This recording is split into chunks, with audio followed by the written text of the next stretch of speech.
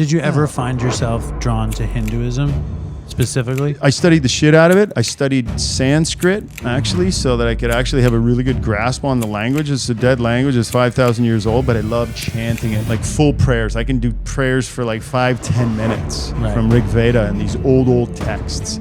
My advice to people that are, struggling with addiction is growth mindset. Try to do something. Define growth mindset real quick. Growth mindset is doing something that is hard to do. Start off with a little bit of it and do it every day. Don't crush it the first day. That's like going to the gym and doing every body part. Next day, you can't fucking move.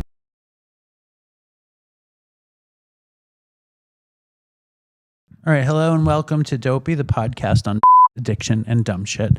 My name is Dave and I'm at my dad's house with Yogi, Vedantic master, student, breathwork extraordinaire, brewer of fucking... What is it? Yerba mate. Yerba mate tea. Dan DeLuis, welcome to the show. Well, thank you very much, Dave. And you know what? It is a pleasure to be here, and I can't wait to talk about some stupid shit. Yeah, man. Dan came from Canada. Where did you come from in Canada? And I heard, don't hold that against me. I have problems, man. It's like my father loves all people except those from New Jersey, and okay. I bet he actually likes people from New Jersey, and I have some stumbling block with Canadians, the nicest people in the world. Yeah. It comes from, I waited tables for a long time and I work in a very touristy restaurant and there's lots of Canadians. And the restaurant I work with is like a brutal, like New York City Jewish deli kind of thing. All right. And I found that Canadians were very polite, very passive, and I could tell they were annoyed, but they wouldn't tell me they were annoyed. And then they weren't good tippers. And these things put together made me anti-Canadian. Okay, I could see that though. Yeah, the tipping big time. Hold it closer. Closer. Yeah, doesn't sound good? Yeah, there we go. I can hear me now. But I am not. I have a weird. What's the word? Discriminatory feeling against Canadians. I don't know. Okay, would it make you feel any better? I have two nationalities. Spanish. Yeah. I prefer the Spanish side. Okay, I'll be Spanish today. No, listen, Canadians, there's a shit ton of Canadians in Dopey Nation. I like saying that I dislike Canadians. It's fun for me because who dislikes Canadians? Canadians. Actually, self-hating Canadians? Some of us aren't so happy, but you know what? We won't even get into that. That's not what this podcast is about. What did John Bucati and Dan are friends, and John introduced us. What did he say about me not liking Canadians? I think he just left it at that. So I was saying, he's like, I don't think Dave likes Canadians. Yeah, I'm not happy with the way my hair looks. So Dan Dan had a great fucking New York City old Jewish moment just now, where he came to my dad's building, and I guess he did the right thing, which is you let somebody let you in. Yeah, and then he called up to me like, we have a problem here. Basically, there's an intercom, but I don't know the number that buzzes you in on the intercom downstairs. All right. And everybody makes fun of me for it. And I should know the number, but Dan called me on his cell phone and I went down to get him. And as I was walking up, I heard an old lady yelling at him and I didn't see him. And Dan is, if you're not watching this and you're listening to this, Dan is like a big hippie with a long beard, a yogi, not a hippie. Do you have to distinguish between not being a hippie and being a yogi, or has that never come up? You know what? That yogi thing, I kind of dropped that a little while ago too, and hippie and all that. I just, I'm all about this authenticity thing. But you know what? You can be all. You wear all hats. I think you know what I like. I just wear funny hats now. That's all. You know what? Bohemian. Throw that one at you. That one's a pretty good one. It's legal. It's all legal. But what did the old lady say when tell us that story from your Bohemian Canadian peace-loving world? Well, being the Canadian and being the nice guy that I was, I saw her. She was struggling to get her keys out, and I was going to have it, but she kept looking over her shoulder at me. And I was like, okay, maybe I'll leave that one alone. She's like, who is this weirdo? Because she couldn't look at you and see who you were because she couldn't process that he's a peace-loving Bohemian from up north. Right. And with this long ass beard and that, then this weird sock on my head, I'm sure she was making some assumptions, but that's fine. And then when she went to go through, I was going to go and help her with the door. And then she went through. And she didn't want the help. Yeah. So I kind of let that go. And then I just kind of scooted in after her. But then she saw me and went right over to that lady, sat down, and they just started going, pointing them, and I'm Who's like this going, guy? "Ooh." And then what did they say? And then they said, well, they explained it to you when you came down. Who's this guy? Well, I just heard them saying, oh, they were talking to each other. And then I was like, easy there, old ladies. I know this weirdo. Yeah. He's okay. Yeah, and if you know what, the tribe of weirdos is one of my things. That's what we have our communities. That's what they're called, is the tribe of weirdos. Where's the tribe of weirdos? It's everywhere. Most of them are actually in the United States, even though like I have a big following on Instagram, and out of like 380,000, I think probably 250,000 of them are from here. So you call them the tribe of weirdos? Oh yeah, I call it our that's our fantastic. tribe. Yeah, man, because like it was years ago. I was crawling up a mountain with Wim Hof in my shorts. It was freezing, ice, cold, snow, and I got up there. I'd had an Achilles injury, and I was the last one coming up at the group of instructors, and we were all becoming instructors in Oregon, climbing Mount Hood, and we got to the top, and my buddy goes. He goes, oh, there's our tribe, and they're all dancing around with Wim Hof, acting crazy. We just walked up a mountain in winter with our shorts, and he said, there's our tribe. And I go, yeah, tribe of fucking weirdos. Look at us.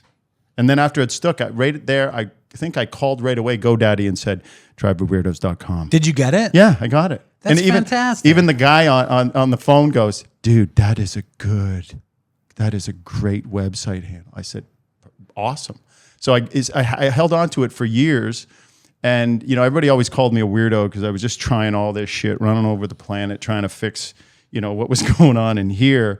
And it was like, you know what? Let's make it the tribe of weirdos. And then it came up with protect your peace stuff, and yeah, so like we call ourselves a tribe. I'm so happy to be a weirdo in the tribe of weirdos. You're weird. I know. And I love it. I know. It's good. You're feeling that. Oh, I can feel it. He for sure. comes upstairs and he goes, so are you ready to get high on your own supply and do breath work?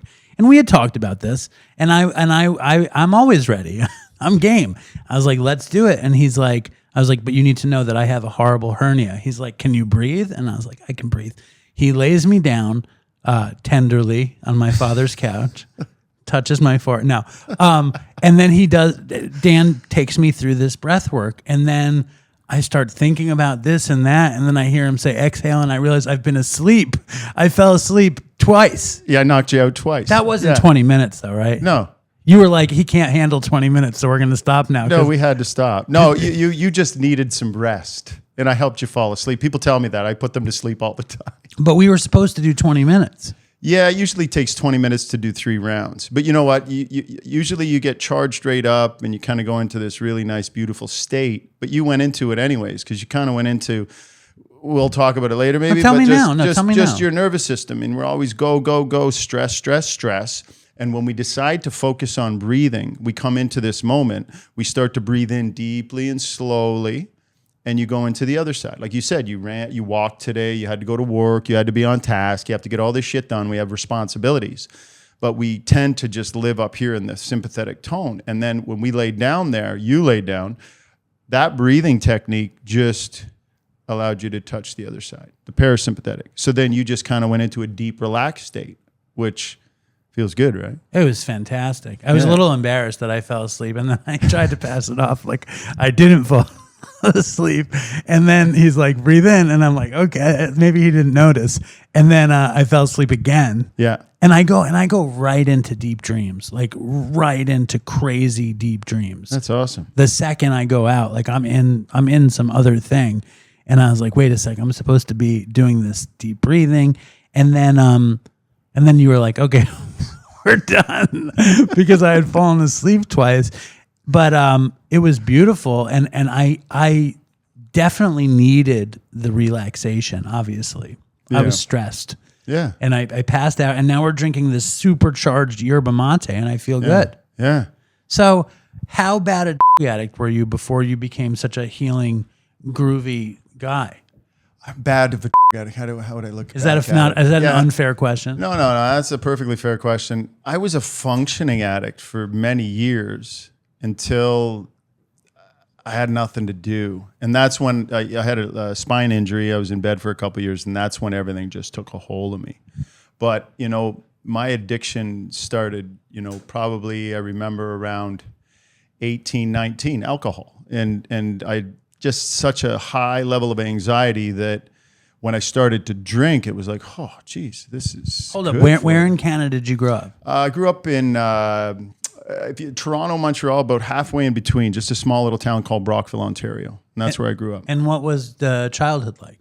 Childhood was good. You know, dad was a good provider. Parenting, not so good at that. The family came via Colombia, Bogota, right? So moved from there. He went from, Colombia, Bogota. He was offered, he can go anywhere in the world for school. And he decided Montreal. So he went there when he was 18, then didn't like school, and parents said... He was from Colombia? No, Spain, but Franco in the 60s. Right. They fled because of what was going on back in the 60s. So fled to South America, like a lot of Spaniards did, under the dictatorship. And then when he had the chance, he decided Montreal for some reason. So he came up there, didn't like it, and the parents said, my grandparents said, listen, if you got to work if you're not going to school, and we're not supporting you. So then he, at 18, on his own, figured it all out, and went from waiting tables to having telecommunication companies and no education. So I think, and going back to answer your question, is that my dad came from a really heavy duty place, Colombia, Bogota, when it was lawless, man. It was savages, like my grandmother, what she went through, and she died at 102. So Wow. She saw everything, man. World wars, and even Pablo Escobar and all the stuff, because that was a lawless country. And so when he came to Canada, imagine he had this kind of edge on him, right? Because they'd be walking down the street, somebody hit the ground in Colombia, being thrown out of a 10-story building or something. So I think what he wanted to do with me was make me tough. But I was this kid with the heart thing. I was soft. So he tried to, how would you say, beat it into me a little bit. Did he? Yeah. And I just, instead of creating somebody stronger, it weakened me through just severe anxiety. Had so much anxiety. I would freeze. I wouldn't fight or flight. You fight or you flee when something would happen. I would freeze where I couldn't move my body.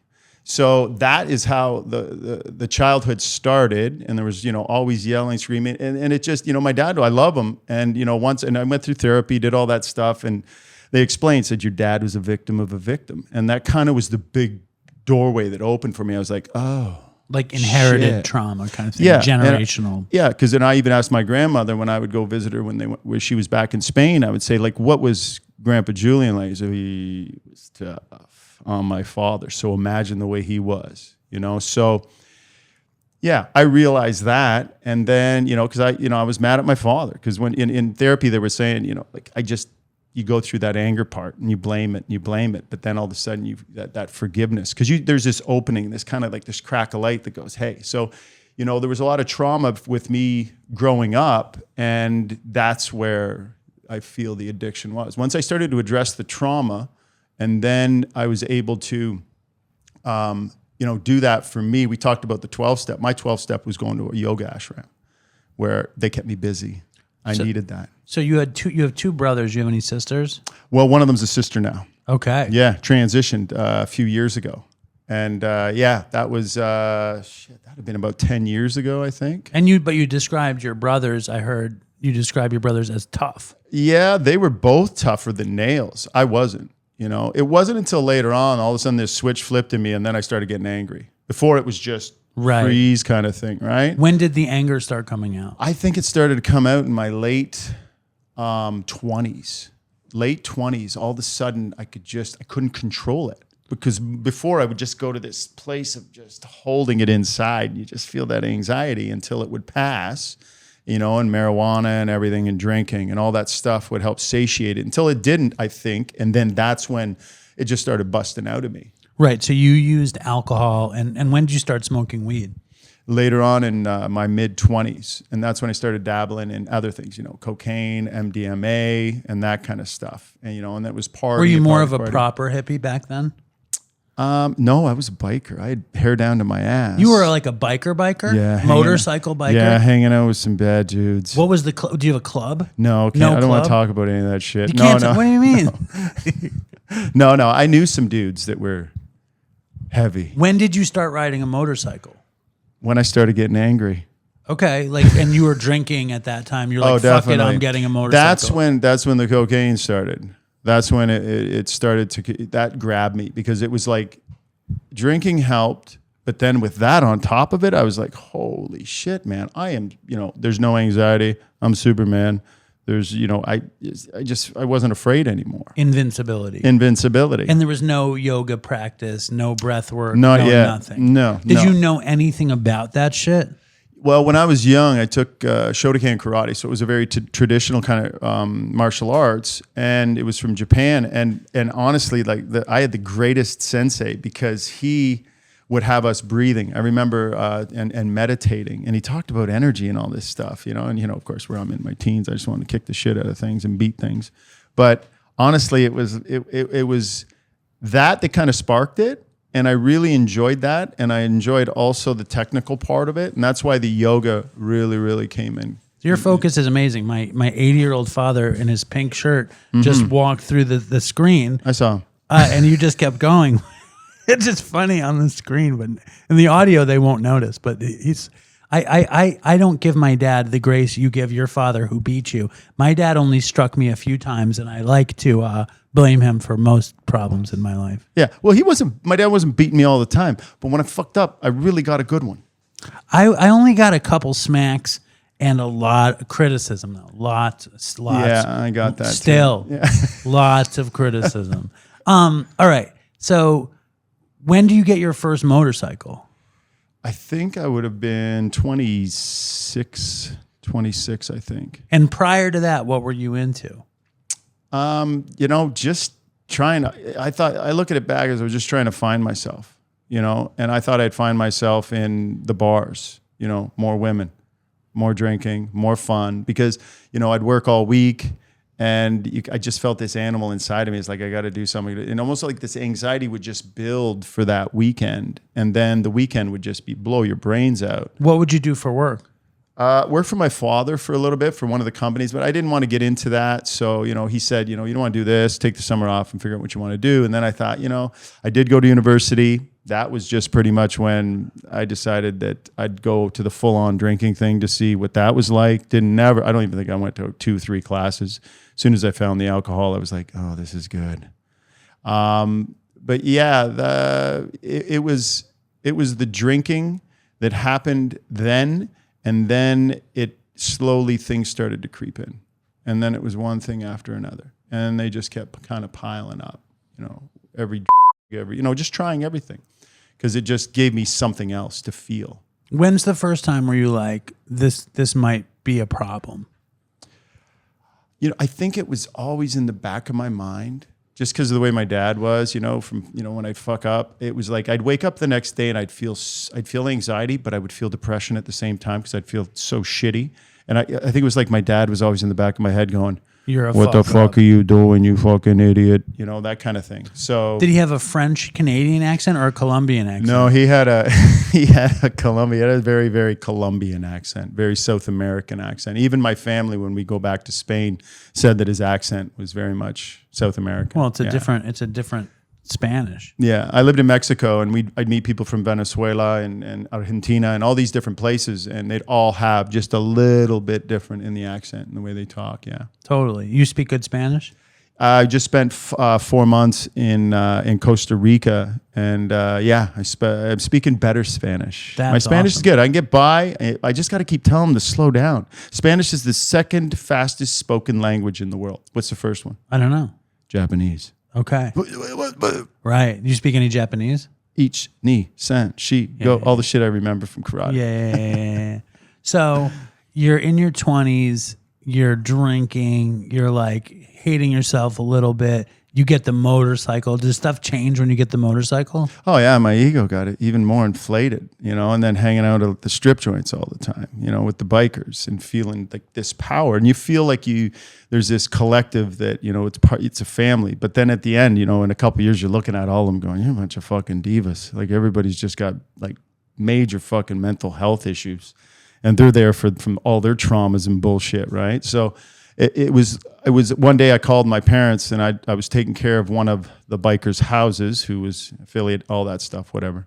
And I called my parents one day because I woke up and I'm like, this is fucked. I'm looking around at all these people in this house, and I'm like, I got to get out of here.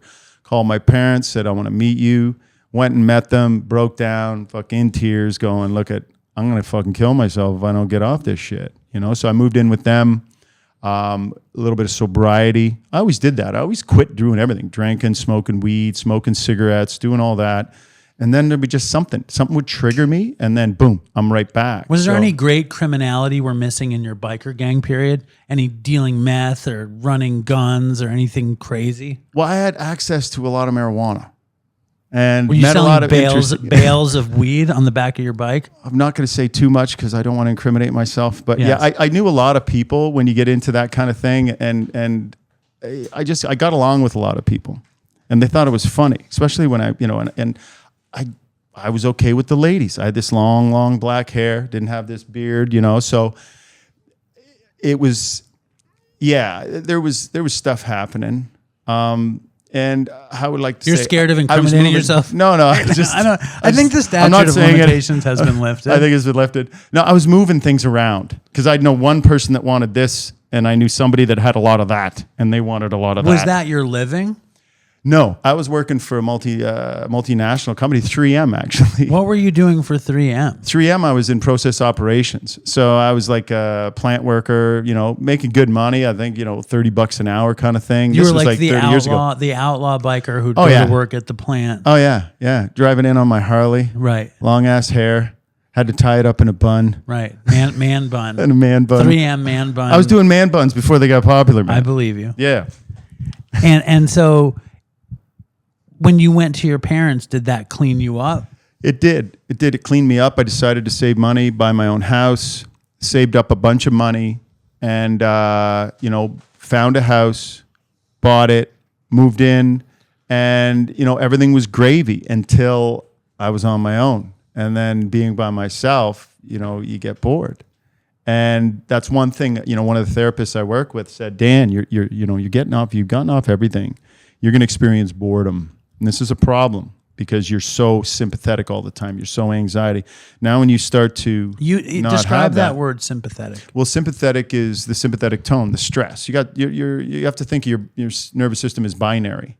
So you got sympathetic, stress, responsibilities, always thinking, I got to be here, got to be there. Mind's always going. Parasympathetic is rest and digest. Eat something, you quiet down, like you fall on, sleep on the couch kind of thing. So that's the other side of it. How does it work though? It's like, how does the word sympathetic work when it's like, I'm sympathetic to your pain versus sympathetic in the nervous system? Just different in the way it's said. Sympathetic is a different word when it's in that context, but sympathetic nervous system put together is that stressful side of it. Okay. So, it's interesting. That's total different word. Yeah. Total different meaning of the same word. I lost where I was going with that. What was it? No, you were talking about getting sober and then getting into that house. How difficult was it to quit using in the first place in your parents' house? And were they very judgmental? No, actually, my parents were really cool. When they saw me, they would say, I remember my dad even said, he goes, Dan, everybody loves a comeback story. Nice. So, my dad was always encouraging. I don't think my dad was bad or anything like that. No, talk shit about. I love talking shit about my dad on the show. Yeah, especially when he's right here. I wanted to bring him in. Normally, I regretted not bringing him in because that's one of my favorite things to do. Is over the years I've blamed him for my heroin addiction many times. Okay. And I like to throw blame at my dad. I think it's funny. Yeah. Deep down, I enjoyed what you said in terms of being, you didn't use the word sympathetic, but now it's in my head, but sensitive to his experience with his dad. Yeah. I don't consider my dad's experience. My dad grew up poor in a fucking tiny room with two brothers in public housing in Queens, and the elevator smelled like piss, and his dad was a meat inspector, and my dad didn't come up so easy, but I think there's a comedic richness to blaming him for my heroin addiction that I will not let go of. Even though deep down I know it's not 100% true. Yeah. But they contributed. Yeah. All that shit contributes. You got to hold them accountable. Sometimes. A little bit. Anyway, back to your parents and that house. You weren't so alcoholic or addicted that you were ever in meetings or anything like that at the time. Well, I knew, and there was that line, that when you come in and say, look, I'm out of control, I got to stop doing, I got to stop drinking. And, you have to you're in their house. So now you got to follow the rules, especially with my father. But, there was always, when he'd come in, I'd have like a toque on. I wasn't Shane, what the fuck are you doing? What's Take a that toque thing on? off a toque, sorry, a fucking hat on your head. What is toque, though? Toque is like a winter hat, a beanie. Okay, that's what they That's say a in Canadian. Canada. That's a Not in Canadian. Colombia. No. Toque is a Canadian winter hat. That's right. Anyway, so just shit like that, it would just be, I was always on guard, right? Like there was just a level of anxiety living there. And that's why I was like, okay, just obey the rules, make some money, get the down payment, and then you get the fuck out of here. And then being at the house was awesome because, here I am. Now I'm on my own, responsibility, got a mortgage, all that stuff. And, like just up to my own devices. Now I can have parties. Now I can do what I want. Now there's, this control over my life, I thought. And that's when it kind of started to spiral out of control. Did you cash in your sobriety straight away as soon as you got the house? Yeah, pretty much. It did not take long. I remember because, my bro would be over with his friends and they're helping fix the, fix up the house and, like marijuana. Well, Canadians, marijuana has been a thing with us for years. And look at it now. It's just on every street corner. It's like a Tim Hortons, if you guys know what that is. That's our Tim Dunkin' Hortons. Donuts. Yeah. That's our Dunkin' Donuts. Yes. Well, beside every Tim Hortons in Canada now is a weed store. And that's what New York is like now. Yeah. It's crazy. I'm walking down the street. You can smell it. As soon as I walked out of my hotel, I'm like, what the? There, I know it's New right York. there. New York has changed, and Dunkin' Donuts. Tim Hortons almost tried to invade New York. It didn't take. No.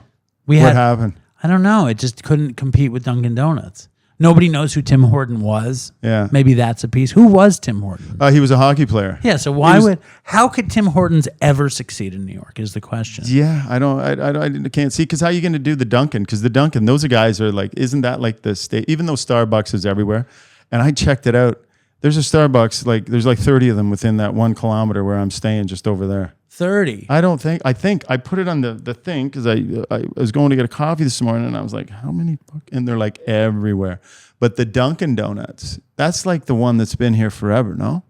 I don't know the origin of Dunkin' Donuts. I was on a plane the other day and they had a movie about, I think this Vietnamese guy who started a donut chain in California called Donut King. And he set up this company, this store in California called Donut King. And he made hundreds of millions of dollars. And he stomped out Dunkin' Donuts in California with Donut King. But then he became a crazy gambling addiction. And he lost everything to gambling. And he also put all these Vietnamese immigrants to work and took care of this whole community of people through the Donut King operation. But then I didn't watch the movie though. I got to watch the movie. We got to watch the movie. Yeah. So the guy from Dunkin' Donuts, wasn't he the guy that got up all the time? Got to make the donuts. Yeah, but that Donuts. was the same guy that played the Breakstone butter guy. That's just a commercial. That's not really the guy. Well, I was just relating it to, he's not going to have a gambling addiction because he's got to get up and make the fucking donuts at 3 in the morning. Yeah, exactly. But was Tim Hortons the spot in Wayne's World? I don't know. Because they get donuts. I think it seems very hockey oriented. It could be. But what were we talking about? How did we get here? I have no fucking idea. You were with your folks. You got your new house. Yes. Your bro would come over. Yeah, and everybody's smoking weed. They're helping me paint. Oh, and that's next where thing we you got know, I just remember I was like, I can't fucking do this anymore. Because I was always the guy that quit and then was in your face going, I'm done. No, we're not. What are you doing? Don't smoke around me. Don't like this and all that. And it just was something that you saw. It was this wave up and down. And it wasn't until I hit the rock bottom, the proverbial rock bottom, when I decided that was it. But that was when it was it was on Oxy. And when I was on Oxy, I was How on did the you cover. get on Oxy? Well, I had a spine injury. Where did you get that from? Lifting weights. Always thought it wasn't enough, right? Too skinny. So That you was would one lift thing. really crazy weights? Well, I worked myself up, and then all of a sudden, I'm tall, thin. I'm 6'3". I'm 170 pounds usually, and then I'm building my way up. I'm 190, 200 pounds, but I'm eating like fucking 10,000 calories a day to sustain that. Lifting twice a day, and I'm lifting weights that aren't supposed to be lifted by this body. So all of a sudden, things and boom, and then I threw my back, and I went down. And what happened is in the gym. I threw my back out and one of my hips twisted up. So then I didn't rehab it properly. They said, rest it. Gave me some painkillers, Dilaudid. Yeah. Yeah, It's a good motherfucker. painkiller. That's Yeah, a good one to start at. yeah. That's the entry. That was my first one. That was my first one to Yeah. to open. Anyways, It's also just a good name. It's yeah, a good name. It's interesting. Well, it's been used since the cowboy. I mean, they were using it back then. So I was given that, laid around for like a week, and it healed to the best it could, but everything compensated because one Right. hip was turned up now. So now my back was always sore, and I was still playing soccer. I was running around, in the gym, but everything was getting worse and worse. And then one day I went down. I was with my ma, and I went down to wipe off my boots. Something was on it. We were shopping like an hour away from where we live. And I went down, I swiped it, and I went, oh, and I stuck. I was like folded over in a jackknife. And I couldn't, and my mom had a Navigator at the time, one of those big, Minivan. So I'm trying to climb up into that, folded in half. And she's calling all her friends she knows, and she gets this acupuncture to work on me right away, helps me. But that was the start of that. That worked, the acupuncture? You know what? It helped a lot. It helped dial down the pain. And then it was, in and out. Back started getting so bad that my job started getting affected. And then, I'm missing days, and I'm missing more days. And then it's getting so bad. I went to a chiro. Chiro goes and does a twist movement on me, fully herniates my disc. I can't even fucking move now. So now I'm in bed. I'd get up, to go for a piss. It would take me, I don't know how long. So then, I'm on the doc. Like, doc's giving me more Dilaudid, and then all of a sudden, that one led to the Oxy, and then the 5 milligrams led to 10 to 20 to the fucking coffins. Next thing you know, I'm snorting, fucking eating these things, drinking. But what are the coffins? Those were like the 80 milligrams. Yeah. Oh yeah, and I couldn't get them from the doc, so I started to circumvent and go in and see some. Tell us about this experience, please. Okay. Because you're. I mean, like, when I hear your story, I'm like, wow, 2 years in bed. That sounds pretty good. That sounds pretty good to me. Well, I would get out of bed to throw a party. Right. I want to hear as much about this period as you can possibly think about. Okay.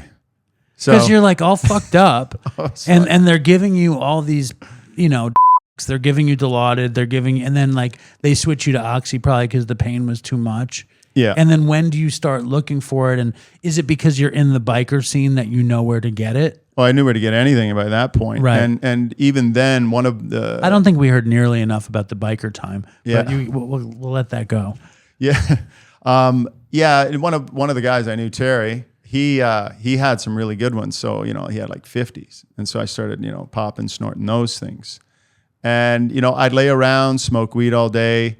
I'd go and fill my Dilaudid or whatever up, and I'd buy a bunch of back then DVDs.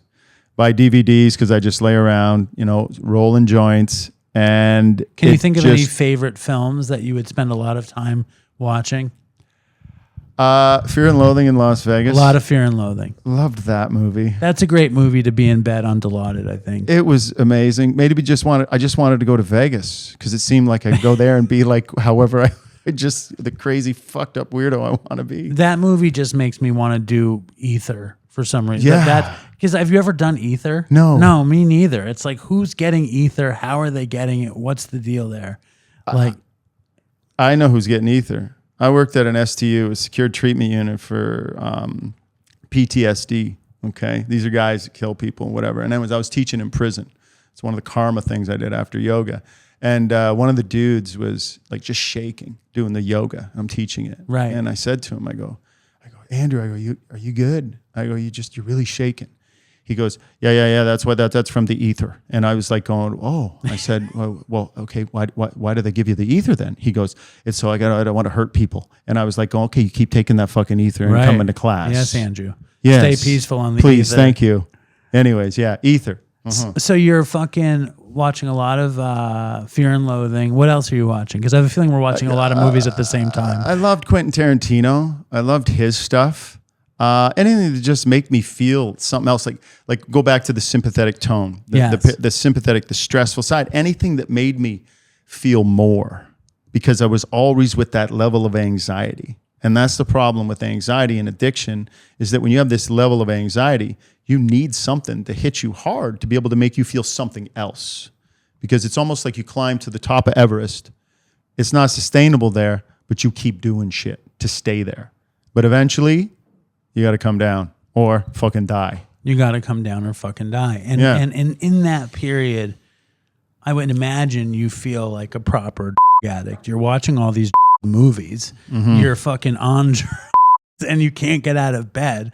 It reminds me of my own story, except I wasn't injured. I was just home on watching probably the same movies. Yeah. And I would do my best not to leave. But you know what? My ego used the back injury as an excuse because, you know, I could have been doing something. When I did finally make it to this ashram and I was talking to this Swami, this Hindu guy. You're jumping way ahead. We have to hear what happened. Oh, okay. Before you want to get back. This is how we know. This is how we know Dan is a healthy person. He wants to get out of the bed part of the story, and he wants to get to the ashram part of the story where things get better. But this show is not ashram, the show about spirituality and getting better. It's Dopey. It's on addiction and dumb shit. Okay. We will get to the ashram because I want to get there too. I want to talk about your spirituality later. Is that okay? Yeah, Can we do that? I would Okay, love perfect. to do that All right. because when Dan got here, the first thing I say, I start complaining about my hernia and that I'm looking forward to the surgery and being out of commission. And I think the phrase I used on Dan, and I used it this morning, is all I've ever wanted to be is out of commission. And here is, in your story, you're totally fucking out of commission. Yeah, and I think it was a little bit by choice because it was an excuse to say the victim. I got a back problem. I was doing what everybody wanted me to, going to the physio, going to this, going to that, but I wasn't doing, I just laid down. That's the worst thing that you can do when you have a herniated disc, a back problem, is just to lay there. Maybe at the acute phase in the first few days, but you got to keep moving.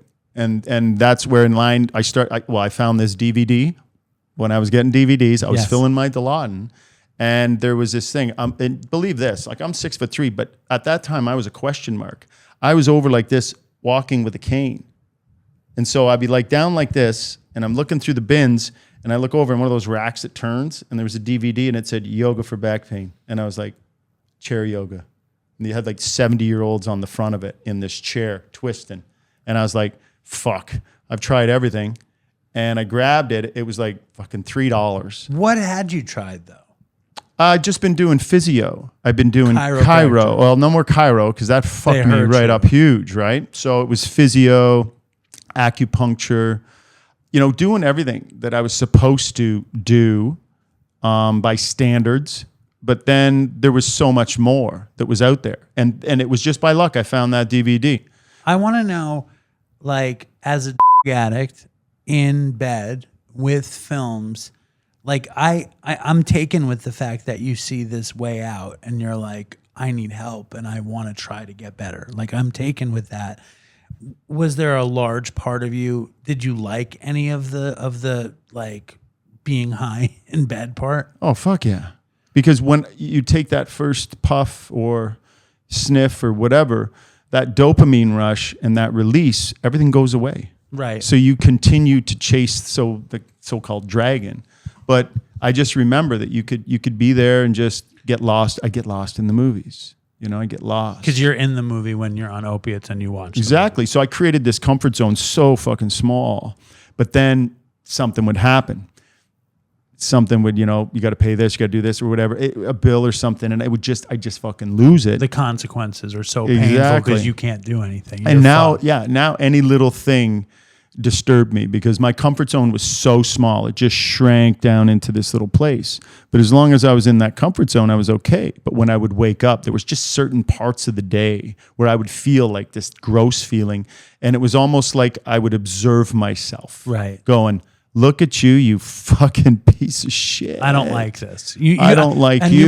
Maybe like part of you might think you like this, but this is not what we want to be doing. Exactly. And you hear your father's voice probably. Yeah. You know, the beautiful thing about my dad was he was always in my ear. And my grandmother also, who was a beautiful woman, she was my Spanish grandma. Like she was just so sensible. And she's like my avatar, her and Bruce Lee. Nice. Yeah, I got them in my head. When something big's going down, I'm like, what would grandma do and what would Bruce Lee do if they were together with me right now discussing the situation? You know, what would we do? You know, so I always had that in my head, but my dad's voice was the ass kicking. It's like, yeah, you're doing something fucking wrong here. Let's, you know, but that's one of the biggest things in yoga is when you step back and you look, it's to be able to observe yourself. That's when the answers start to come. That's when you see yourself in a conscious way, even though you're fucking unconscious, you're in a daze, you're like a zombie. But when you have those fleeting moments, if you do, of consciousness, and you're able to see yourself, you look at yourself and go, what the fuck? You got to make some choices, or where's this going to end? Because then you start to see the end, right? Because you're just looking for the now. Give me another one. Give me another one. I need another one. Let's just lay here and bitch, complain, be the victim, and, life will be okay. But then, you know what? After addiction and after you continue to accumulate that time in that addiction phase, it's not the same. It's like drinking. Drinking for me was amazing. It was like, fuck. I didn't even wake up with a hangover at the beginning. I was like, damn. This is exactly what I want to feel, exactly the way I want my life to be.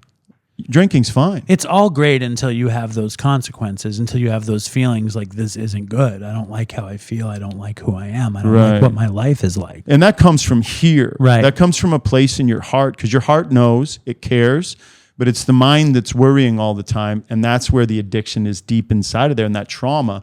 And then the trauma's locked in the body too, right? So because you're medicating the mind. Oh yeah, sure. And all it's doing is just keeping that shit down. All those traumas when you were a kid and thinking, you're not enough. And I know you see my father, the traumatic life I must have had.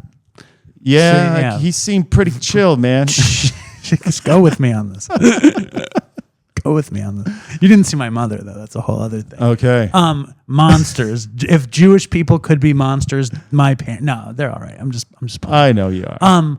But what was I gonna say? You're in the store and you see this old couple in a chair doing yoga, and like there must have been a piece of you that really wanted to get out of this. Oh, big time. My mother introduced me to yoga, and I did it a couple times. I remember doing it. I was in the gym, and I was in good shape. No big injury yet had happened to my back.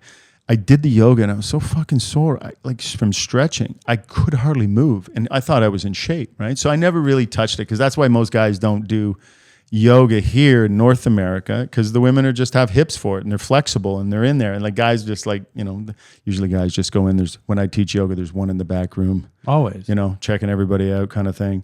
But I just remember that happened with my mom, and doing that thing with her, that first class.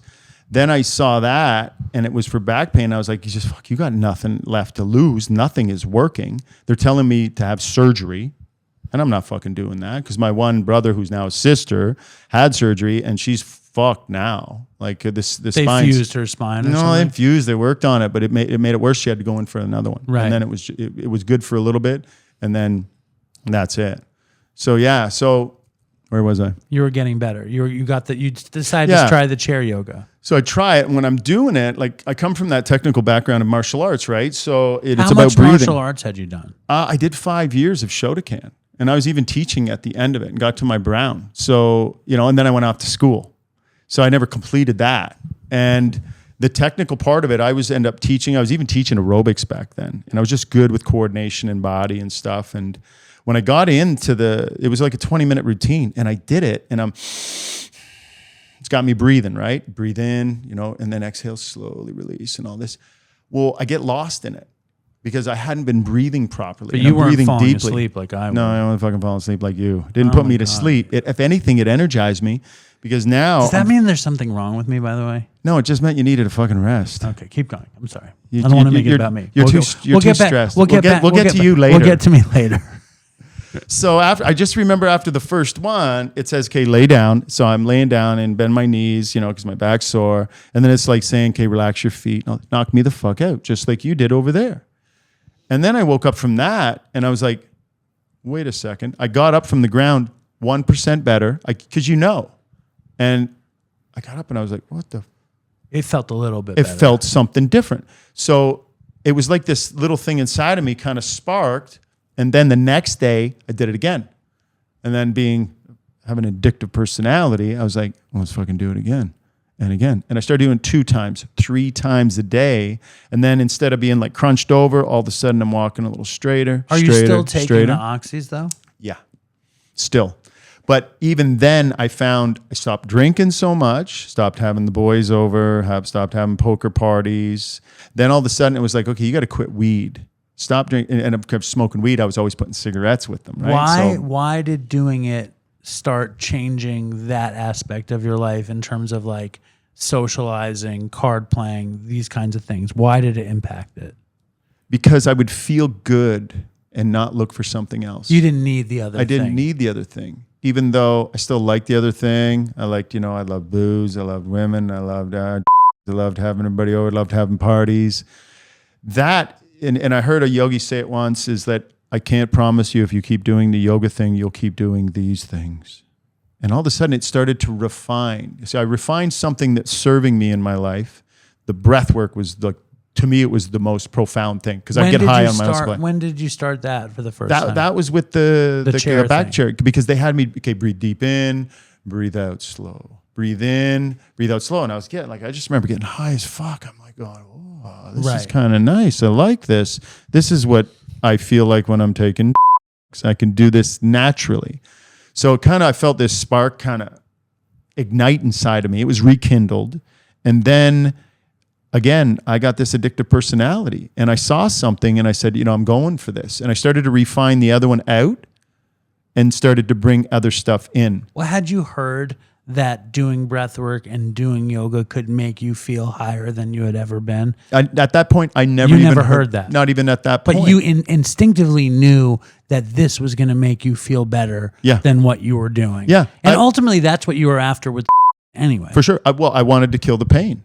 I wanted to kill the pain somehow. So it was natural. I'd wake up in bed in the morning, and I would just wake up, and I'd be feeling like groggy as shit, because if I can, that last oxy you hit before you go to bed, sniff it, boom, you're out, joint, wake up feeling like a toxic waste dump. And then I'd just do this. I'd start going,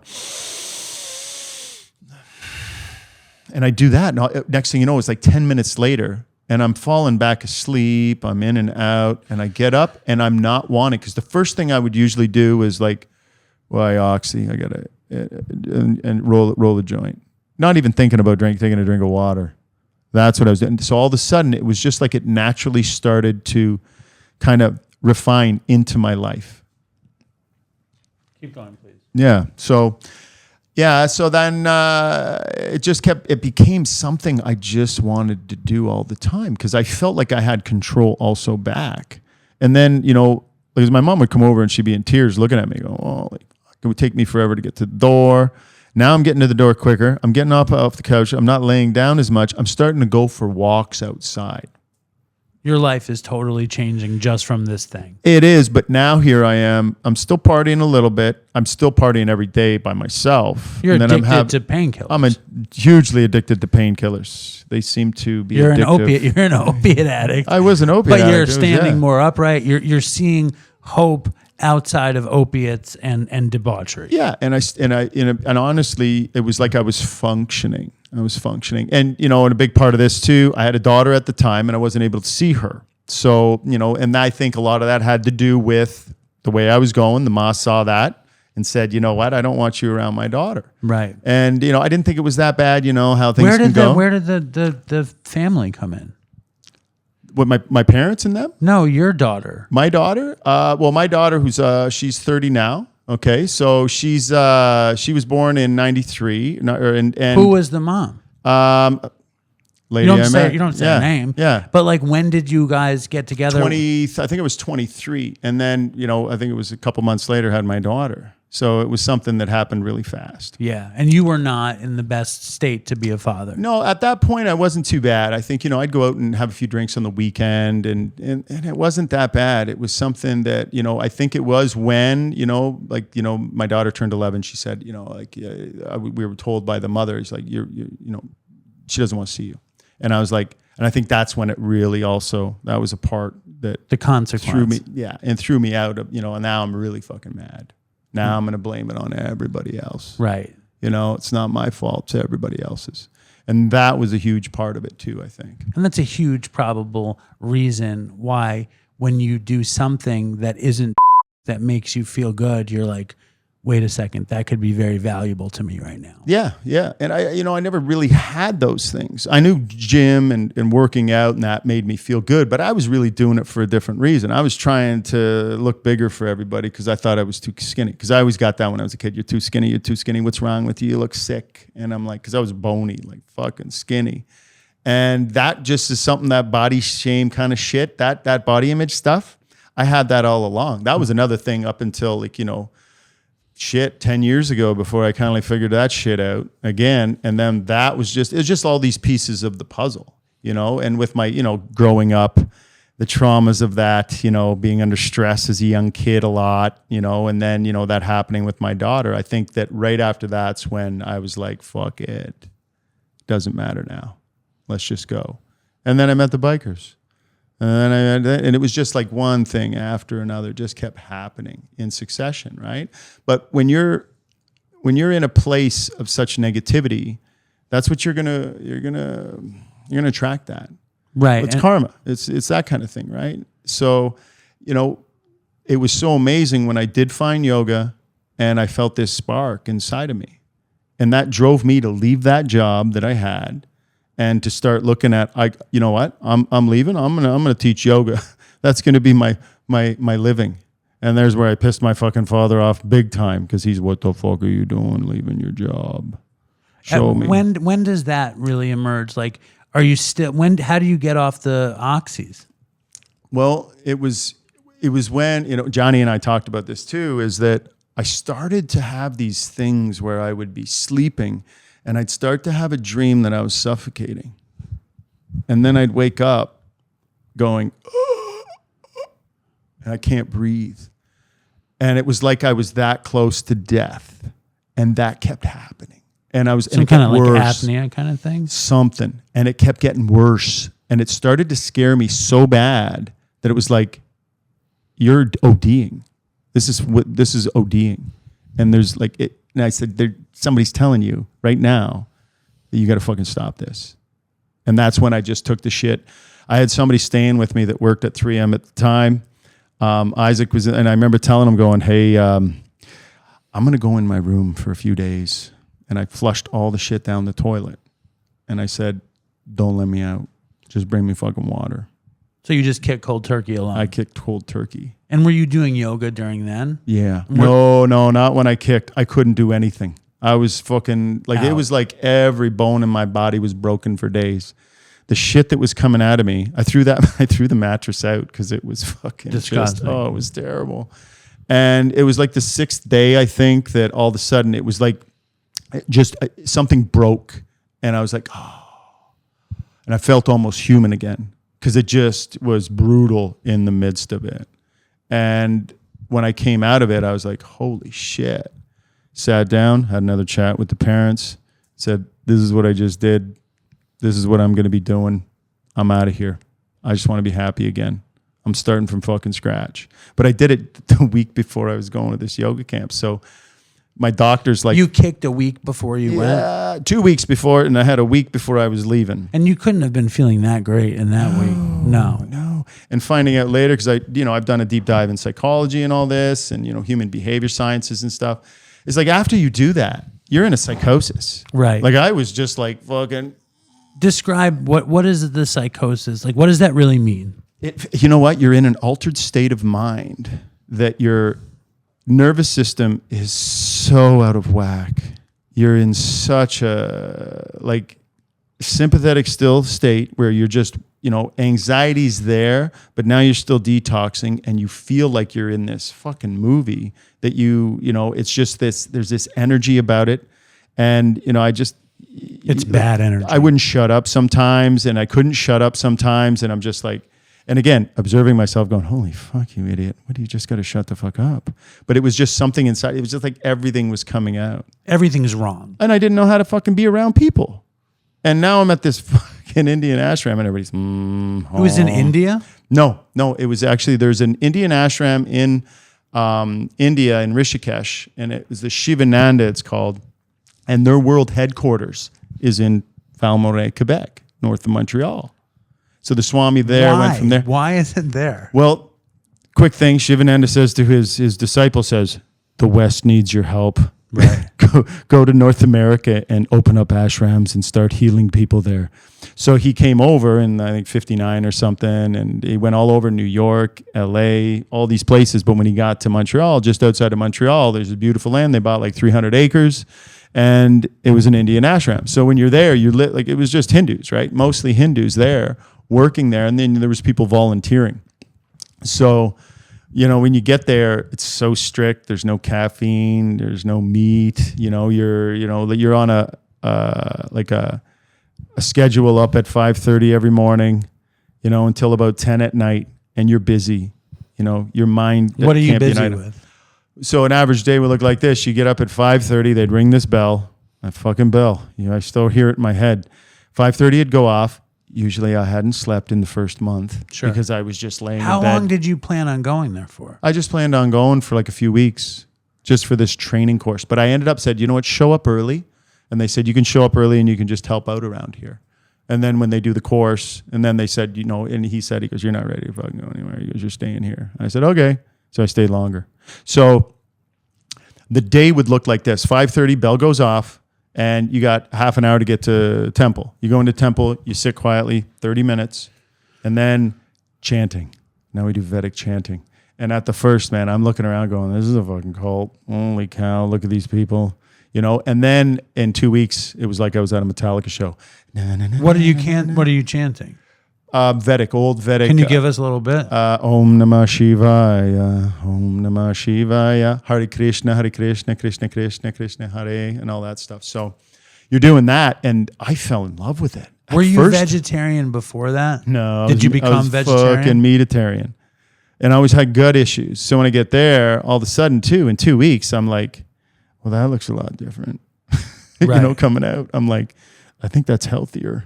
Like, I don't think I was fucking healthy before because I was a meat guy, you know, processed shit. You know, I wasn't eating well. Once in a while, I get on a kick. My mom was always into the health stuff. But when I got there, it was like the food. They said, no, the food needs to be healing. What are you eating? Lentils. You know, you're eating pastas and you're eating fruits, vegetables, tofu, all that kind of stuff. But actually the food was damn good. They had a chef there. And I mean, the shit was good. Like, I mean, they would make desserts and stuff that tasted phenomenal without any kind of animal product in it. Right. So I did stay, you know, I stayed vegetarian for almost 17 years until I got sick. And it was from eating all the fucking vegetables with all the shit on it. So, and even a doctor said though, Dan, you're over 50, you're O positive blood type, you should be eating meat. So I started eating meat again last year. And fucking everything's changed in my life. I'm feeling a lot healthier, and I was starting to look like one of them fucking vegans that you know sometimes what they look like. So after you 20 were years. vegan for a long time. I tried vegan. I tried everything. I tried raw. I tried vegetarian. I tried everything, every fucking thing on the planet, and I help people with nutrition. And I say, no, we just got to figure out what you need because there's just never there's no cookie cutter for that shit. Right. It's all about what your body needs. Because everybody, what your blood type is, how it works. Well, for exactly. you. Your DNA my DNA is like nobody else's in the history of the world. Right. So I'm not like you. You're not like me. You can eat at Cat's Deli. I don't know if I could eat there. Well, I work there. You work there. It doesn't mean you eat there. Yeah, I didn't. I was there today and I didn't eat there. I didn't eat anything there. And then I stopped at this Indian or this I don't even know what you call it. I'm like fried. Like I am fucking fried. It's this place that I eat at all the time and I can't think of the name of it. I feel like I'm in like early onset dementia kind of thing. No, you're just high from the breath work. You didn't even do the breath work because I passed out. Yeah, well, the first round you did good. You were a little bit high on your own supply. And then I was sleeping on my own supply. And then you had a little rest. Maybe you need more rest. So we're gonna double back to where I ate on the way home from Katz's Deli, and we're gonna go back to the temple in Canada. Yeah. Is it a monastery? Well, it was like a camp. It was like 300 acres, and there was temples. Oh, it's Mamoons is the place I ate. It's called Mamoons. Mamoons. It's a great falafel restaurant. Oh, and nice. I had the McDougal sandwich, and the McDougal sandwich is falafel and lamb shawarma. Oh, delicious. But I was eating it thinking, I wonder how vegetarian you were as I shoved this lamb sandwich into my mouth, which was delicious. Mm-hmm. And now I'm finding that you're eating a little bit of meat. Well, last night I had some Wagyu at a Korean barbecue last night. It was wonderful. If you find, there's a Mamoon's right near the comedy place you want to go to. Cellar. The Cellar. There's one right there. And if it's delicious food. Maybe I'll go before. Anyway, and cheap, very cheap. Nice. Anyway, back to the story. Like, do you feel yourself changing? Like, how long after you get there? Because you've made a huge leap. You were some, hardcore biker addict, fucking broken back, watching movies, and you're like, I need help. You start doing this chair yoga, and you're like, I feel a little bit better. And then you're like, I feel if I do this, I feel a lot better. You kick fucking oxys, and you're like, maybe I need a different path in my life. How did you even find the ashram? You know what? There was just something that clicked in me. And when I started back then searching on the internet, which is a little different than now, but I was looking up and I could go down the street like an hour away and I wanted to become a teacher. I thought, shit, I can teach this. I can help people with like fucking, problems with their back, anxiety, all that stuff. And then I saw it. I was like, there's Carl Smith, some dude down the streets having a teacher's training program for yoga in his basement. And I saw that and I'm looking at all these. And then I saw this thing. It said, hey, there's a yoga ashram from India, but it's here and it's run by, this staff and, blah, blah, blah. And all this, I'm looking at, it scared the shit out of me, the daily routine. And there was just something inside said, you're scared, you got to go there. You want tradition, because I loved also my martial arts background was Shotokan. So it was traditional. So I was like, ancient wisdom and all this. And I was like, but it scared me. And there was just something about, from that point on, it was like, whatever scares me, you're fucking doing from now on. So then I signed up and I called them up too. And I was like, yes. And actually, I wasn't going there. I wanted to go to India, to Rishikesh, okay, the base of the Himalayas where it comes down. And when I said to them, I want to sign up for the program over there, and they said, no, well, you're in Canada. Why don't you just go to this one? And I said, well, no, I want to go to India and I want to be, at the source and at the source. And she goes, India will always be there. And I'm like going, okay. She goes, and it's cheaper for you. And I went, oh, okay. So then I signed up for that one. I did end up going there later on. But yeah, so it was just something inside of me that said, you got to do what scares you. Go there. I ended up going there, and it was like, I was so still fucked out of my mind in an altered state, this psychosis or however you want to call it. Like it was a blur. The first month was a blur. I could, my conversations and shit, and even looking at the stuff I'd say at the end of the day, I go, oh, you idiot. But they were so forgiving. It was amazing. And they were kind of coddling you, but they weren't. They made you do shit, but they took care of you. You had responsibility there. I was working, I had to do 2 yoga classes a day, had to put in my 5 hours work. You had to sit twice for meditation. And I'm with a bad back, like my knees, my lower back. It was just like, I fucking want to jump out the window. And then I was introduced to breath work, and I'm like, holy shit. That changed you. Oh, that changed everything. Was it this kind of breath work that we did? Yeah, some of it was. And it's funny how I really got into it was I was falling asleep all the time because I couldn't sleep at night. I was a day sleeper. See, I went from being up all night on oxy and all that stuff, sleeping all day. Then I show up at this ashram and I got to sleep all night and be up all day. So that was the hardest transition. So hear me, and I'm like playing the victim still. And I go up to the Swami and I go, can I talk to you tonight? I need to talk to you. And he'd allow us to go into his place and talk to him. You want to manipulate the Swami? I want to manipulate the Swami and see if I can see what power I have over everybody here now. And I get in there and I'm like, I said, I'm Spanish. I need a siesta. I said, I know I got my 5 hours of work, but I just need like 30 minutes, a little rest after we eat instead of my karma yoga. If I get it done, can I take like a little nap? He goes, well, why? And I go, well, because I'm falling asleep during philosophy. I don't want to miss anything, And he's looking at me. He just waits, and I'm waiting there. And he goes, what time do you get up? And I go, well, I get up at 5:30 with everybody else. He goes, well, you get up at 4:30 now. And I went, and then and I feel this thing inside of me. I'm like going, wait a second. I need more sleep. You're taking sleep away. Well, now you get up with the yogis and do advanced pranayama, advanced breathing exercises. So I was pissed right off. I go back. I'm so fucking mad. I don't sleep that night. You just stay up all night. I stay up all fucking night, just Seething. in my room like this. And my roommate, who fucking hated me because of what I was going through, and he was just this chill guy. Actually, I was with the first guy they put me with. He went there the first day and said, "Get me the fuck away from this guy." And they put me in the room with this other dude. So anyway, so I'm in this room with him, and I'm up all night, and I go at 4:30 in the morning. I'm fucking walk over, and it's this Ram guy, Mohini, and all these kids that are at the ashram. And we're sitting there, and we start doing this heavy prana fucking yama. And this is heavy breath work. Prana fucking yama. Oh, yeah. I just like to throw it in there. I was told I could swear on this show. It's encouraged, yes. Okay, excellent. So I do this breath work, and I'm like laughing. I'm giggling. I get to meditation after an hour of this shit. I get to meditation.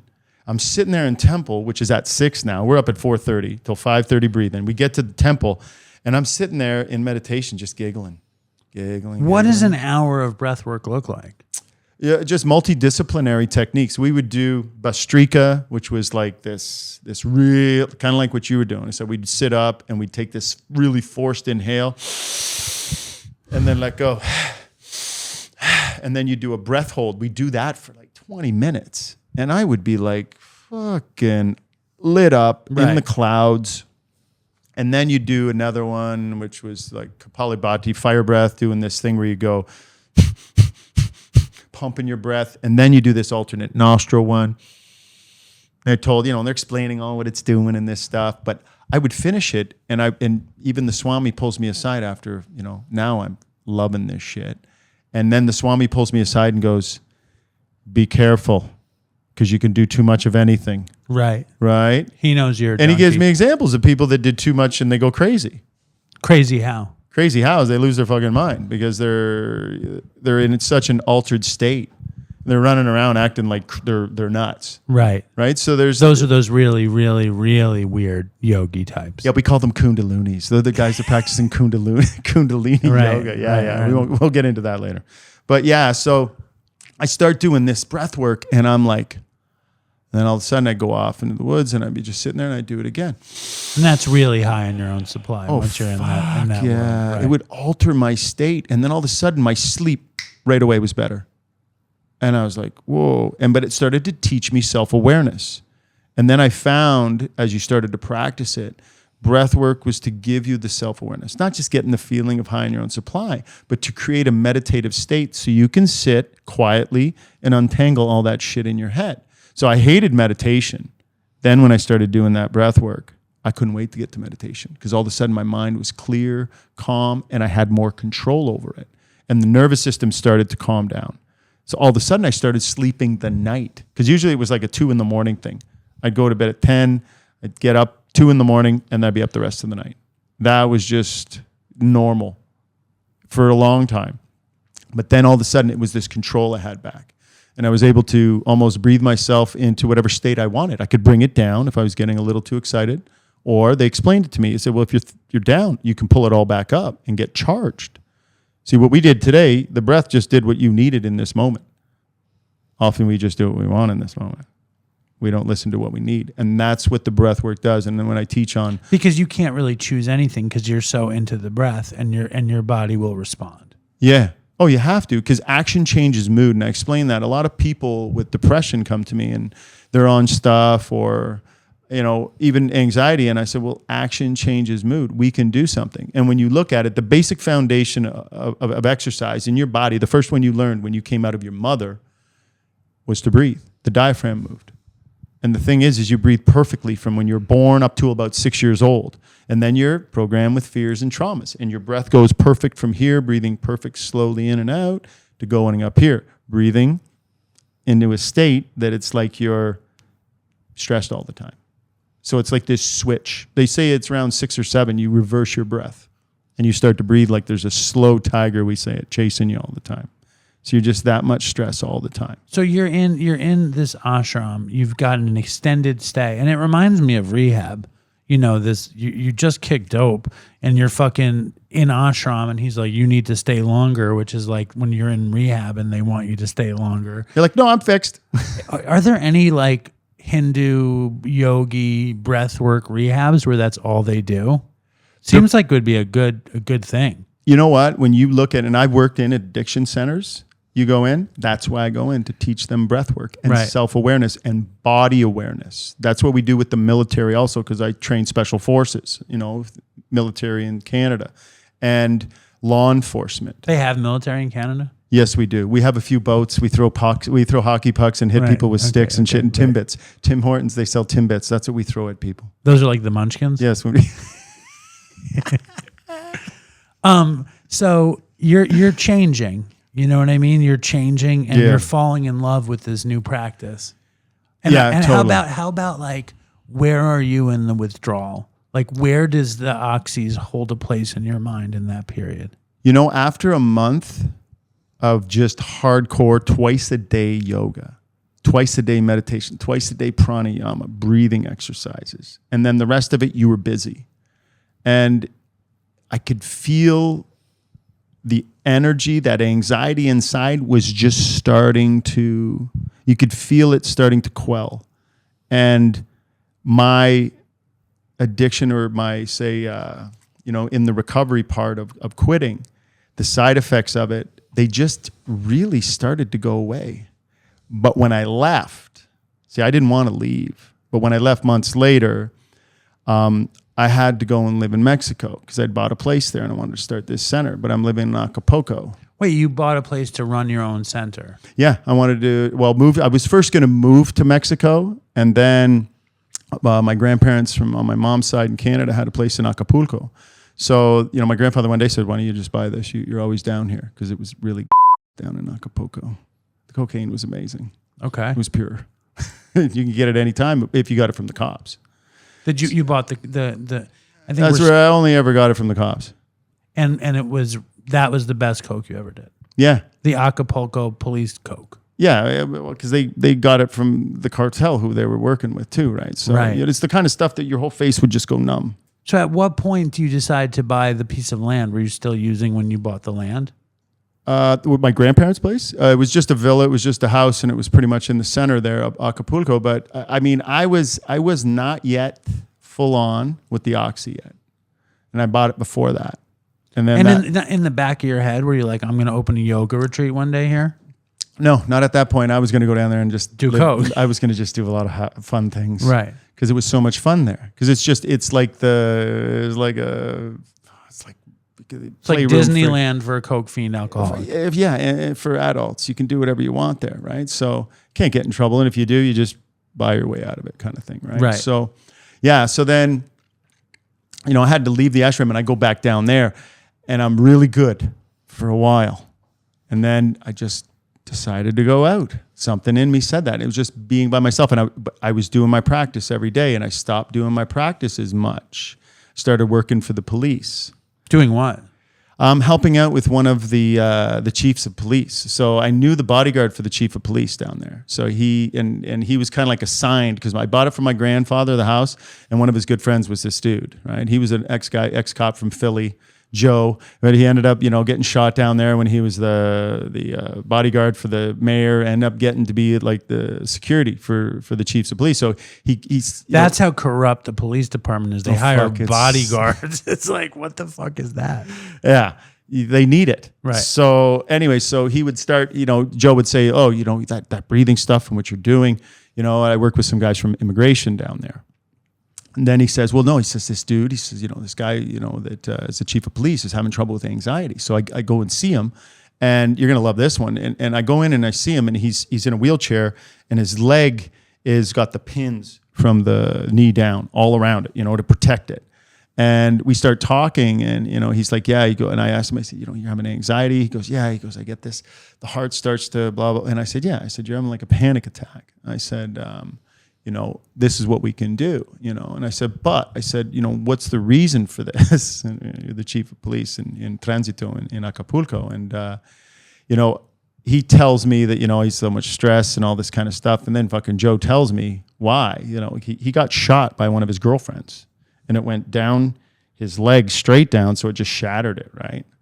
And he's got all these girlfriends. He's got a wife. He's got all this stuff. He's taking money from this car. Anyways, it was just like Very stressful. I'm like, no wonder you're so fucking stressed. But I'm giving him these brother. He loves them, right? So now I'm getting called there, and they call me Maestro. So when I go there, I'm helping out some of the other guys and doing that. And I would go on details. It was so cool. Like Quentin Tarantino. Every day I'd leave the house in Acapulco. I'd open the door. Joe would be coming to get me, take me to the police station, and I'd be like, I wonder what's gonna fucking happen today. Because it was just like a Quentin Tarantino movie. We get there some days and there's a fucking police head, chopped off on the steps. And we just walk by it. I'm like, what the fuck? And it doesn't look like...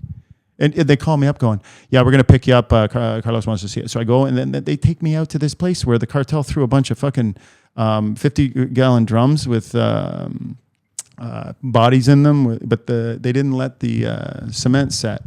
So when they hit, and the tide was the fucking rocks and there's bodies. I'm like, why are you guys bringing me here?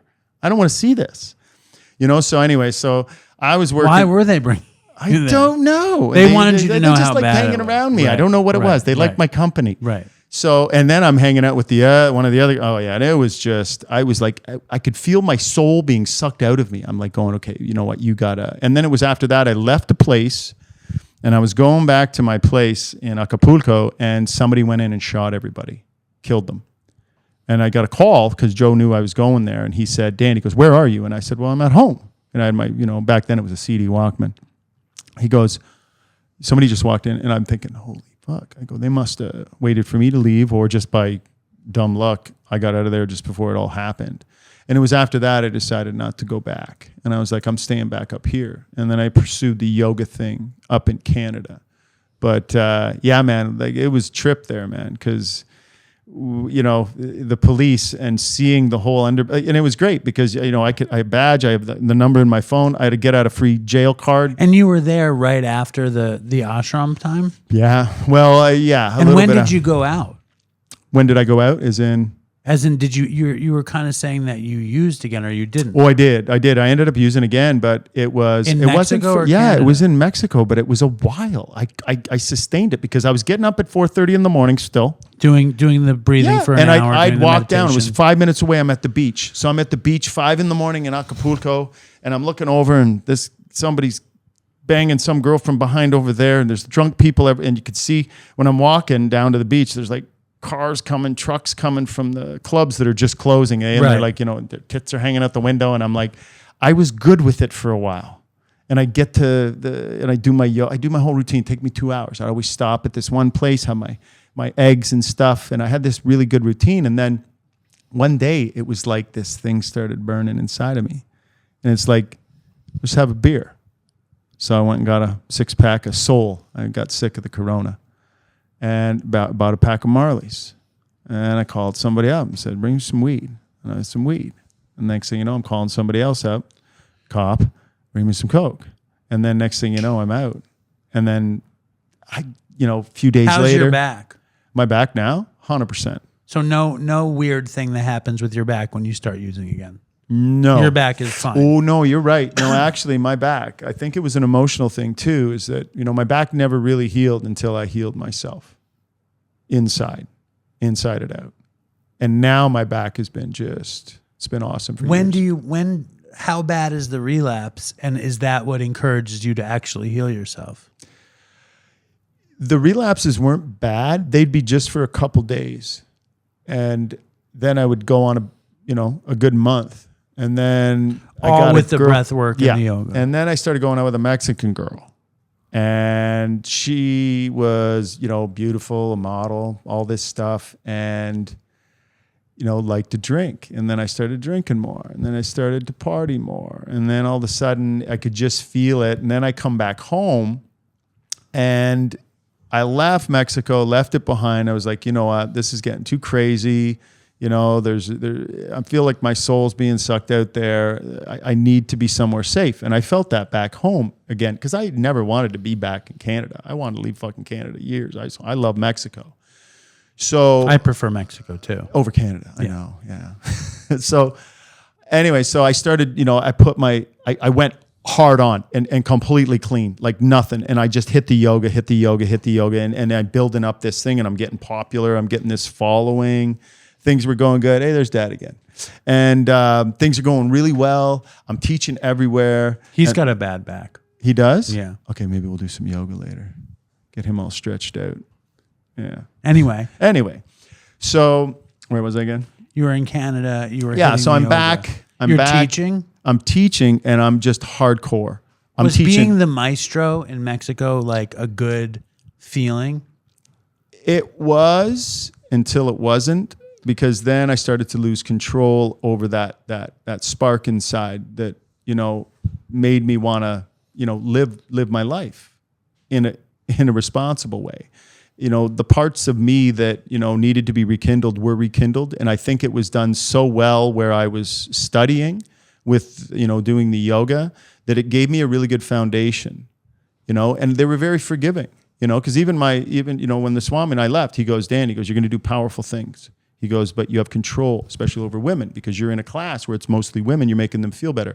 And you hear about all these asshole swamis and shit, what they do. It's fucking brutal. Predatorial. Man. Oh, fuck yeah. And it's terrible. And he said, you have a thing inside of you, but you also have this other thing now. So I want you to focus on this thing. And don't worry, there's ups and downs. Bend like the willow. You're going to have to go back out into the world. This place is so... it's so safe. It's so, it's so beautiful there. I didn't even want to leave at one point, and after this, I'm heading back home. I'm actually I'm going to go there for a few days because I know somebody that's going back up there. And I go back there. It's like I go back home. It is just beautiful being there because I just feel this overwhelming sense of well-being because I just feel like I'm home where everything kind of started. And you're also engaged in this very, very, very spiritual, rigorous body purification ritual. Yeah, and I wasn't a religious guy because I was brought up Catholic, and I mean, I'm like, really, fuck, let's just feel some more guilt, more guilt, and I'm like, and then it was funny because the Hindus were like going, we believe in all faiths. Why would a faith want you to feel guilty? How about we do this? We just feel better. If you fuck up, forgive yourself, move on. Did you ever find yourself drawn to Hinduism? Specifically? I studied the shit out of it. I studied Sanskrit, actually, so that I could actually have a really good grasp on the language. It's a dead language. It's 5,000 years old, but I love chanting it, like full prayers. I can do prayers for like 5-10 minutes from Rig Veda and these old texts. And I loved it. And I loved the history of it because, we got one God, right? In other religions. They have 2,400. And it's energy to them. And the way they explained it, too, and I thought it was really interesting, is they said religion... and Godheads are something that we have to create because human minds can't understand what the hell's in behind it. And I was like, oh, well, that kind of makes sense. We don't know where we came from. We don't know where we go, but in between, science is going to tell us everything else.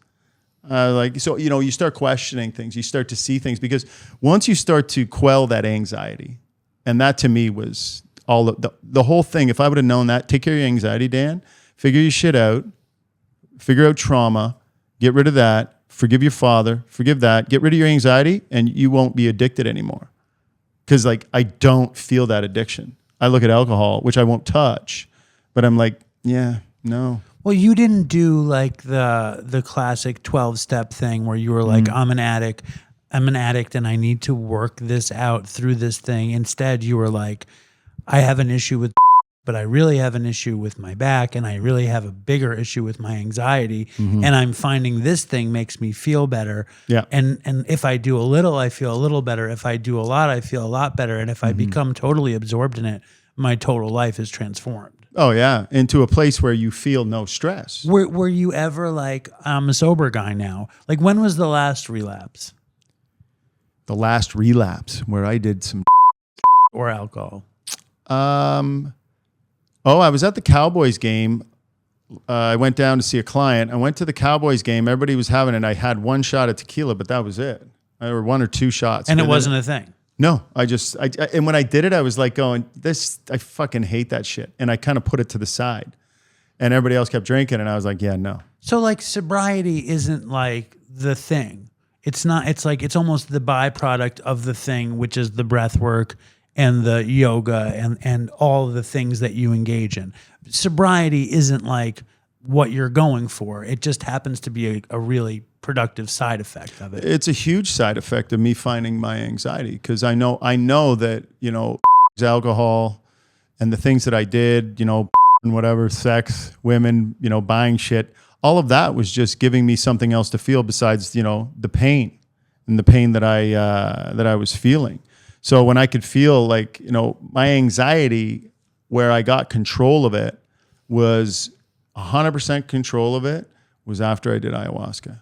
I went into the jungle in Brazil. When was that? That was about 6 years ago. And I'd been good. Like no problem with or alcohol. Had you been like a psychedelics guy back in the day? Not so much. No, I did the whole macrodose thing with the psilocybin. Right. And I found that was really good, but to me, I did it wrong. I didn't do it with set and setting. And that was like 12 years ago. And I didn't understand it as much. Somebody just told me, he says, here, take a big dose and it's going to fix your brain. It's a vitamin. And I'm like, oh, okay. And you like trip face. Oh, I tripped balls. Right. I mean, I was looking at the walls going, oh my God, what's happening? And then I put the, blanket over me and I closed my eyes and I was like, oh my God, what's happening in here now? I didn't know where to go. Were you trying to do any of the breathwork stuff with that? No, I didn't know. Like, I was so fucked. I just remember it. But then I remember this kind of afterglow, but it's about set and setting with that kind of stuff. And then somebody at that time said, hey, ayahuasca, Dan, you got, issues, mental health, you got some issues with your anxiety and that. Go, do ayahuasca. And I looked at it online. I was like, fuck that. Like watching these guys trip off, like screaming and like, I'm like, no way. Not now. But it was so funny. I was going to Brazil and I was going down there to do some Wim Hof stuff. I was doing a retreat there and a bunch of workshops. And the handler, I said, you know what? Something just came to me. I said, I'm going to be in the jungle. I go, would you know anybody like a shaman, shaman that would, somebody that's good? Like I was looking it up, set and setting, all that stuff. And they go, we got the perfect person for you. So I was like, okay, after everything's done, set it up. And then we went into the jungle. And yeah, that was when, after that, I left there and it was like this calm underneath. It was like that underneath. What was anxiety. the ayahuasca like?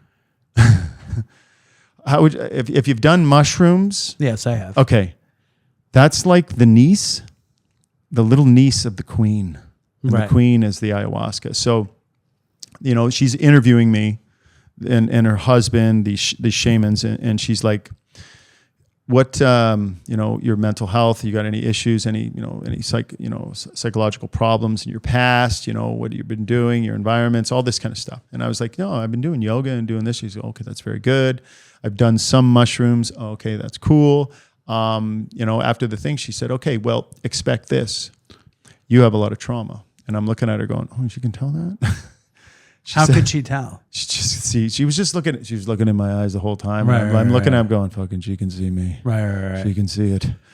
And she's like, "Yeah, okay. So, Dan, you're gonna feel things. You're gonna probably purge." And I'd heard about the purging, right? She goes, "You're going to throw up a lot." And I was like, "Okay, I'm good with this." But I didn't have any anxiety coming into it, which was really strange after the way I'd seen the stuff. And so we take the first cup and I'm sitting there. I go back, I'm in temple. I'm sitting there and I'm meditating. I'm doing breath work, nice and calm. And I'm seeing, because at that time I'd had an issue with my gut and docs gave me some fucking antibiotics, which injured it even more, fucked me up. So I was on the mend, but I was still a little conscious of it, right? So I'm like, oh, I wonder what this fucking is going to do to me. And so I'm sitting there and all of a sudden I could see my guts in this psychedelic way, and they were healing. Okay. And I could feel them healing, and I started to feel really happy. And I'm like, well, I'm not going to throw up. Fuck. It's all those I did before. I'm fucking tough. Yeah. I can handle this shit. Yeah. So I'm sitting there, and then it was about an hour and a half later, they said, you can come up for the second cup. So I come up, and she pulls me over, and she looks at me, and she goes, how are you? And I said... And for that hour, you're just sitting there. I'm just sitting there. But I felt really good, like this overwhelming kind of mushroom feeling. Right. But something I'd never felt before, but I liked it. Right.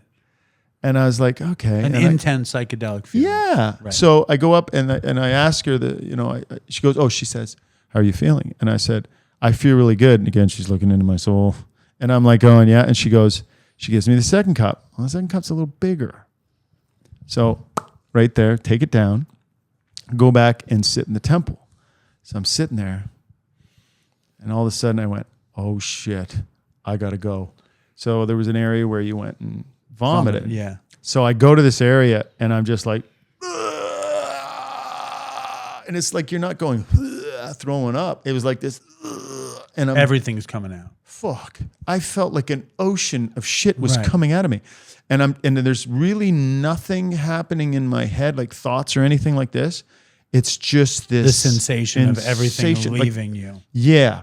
So I'm just purging, and it's like I don't know how, I don't even know, and I'd say at least an hour to 2. I'm pretty sure it was 2 hours of vomiting. Yes.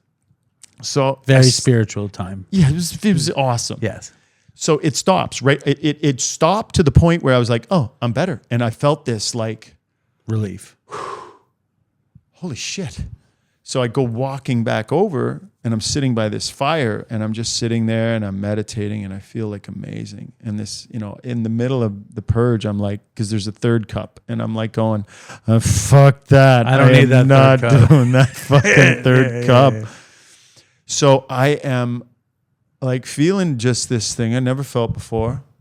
And you can hear people everywhere. Retching all around. But the thing you. is I look down, Dave, after an hour and a half or 2 hours of vomiting, I look down, guess what was there? Not a fucking thing. Just some spit.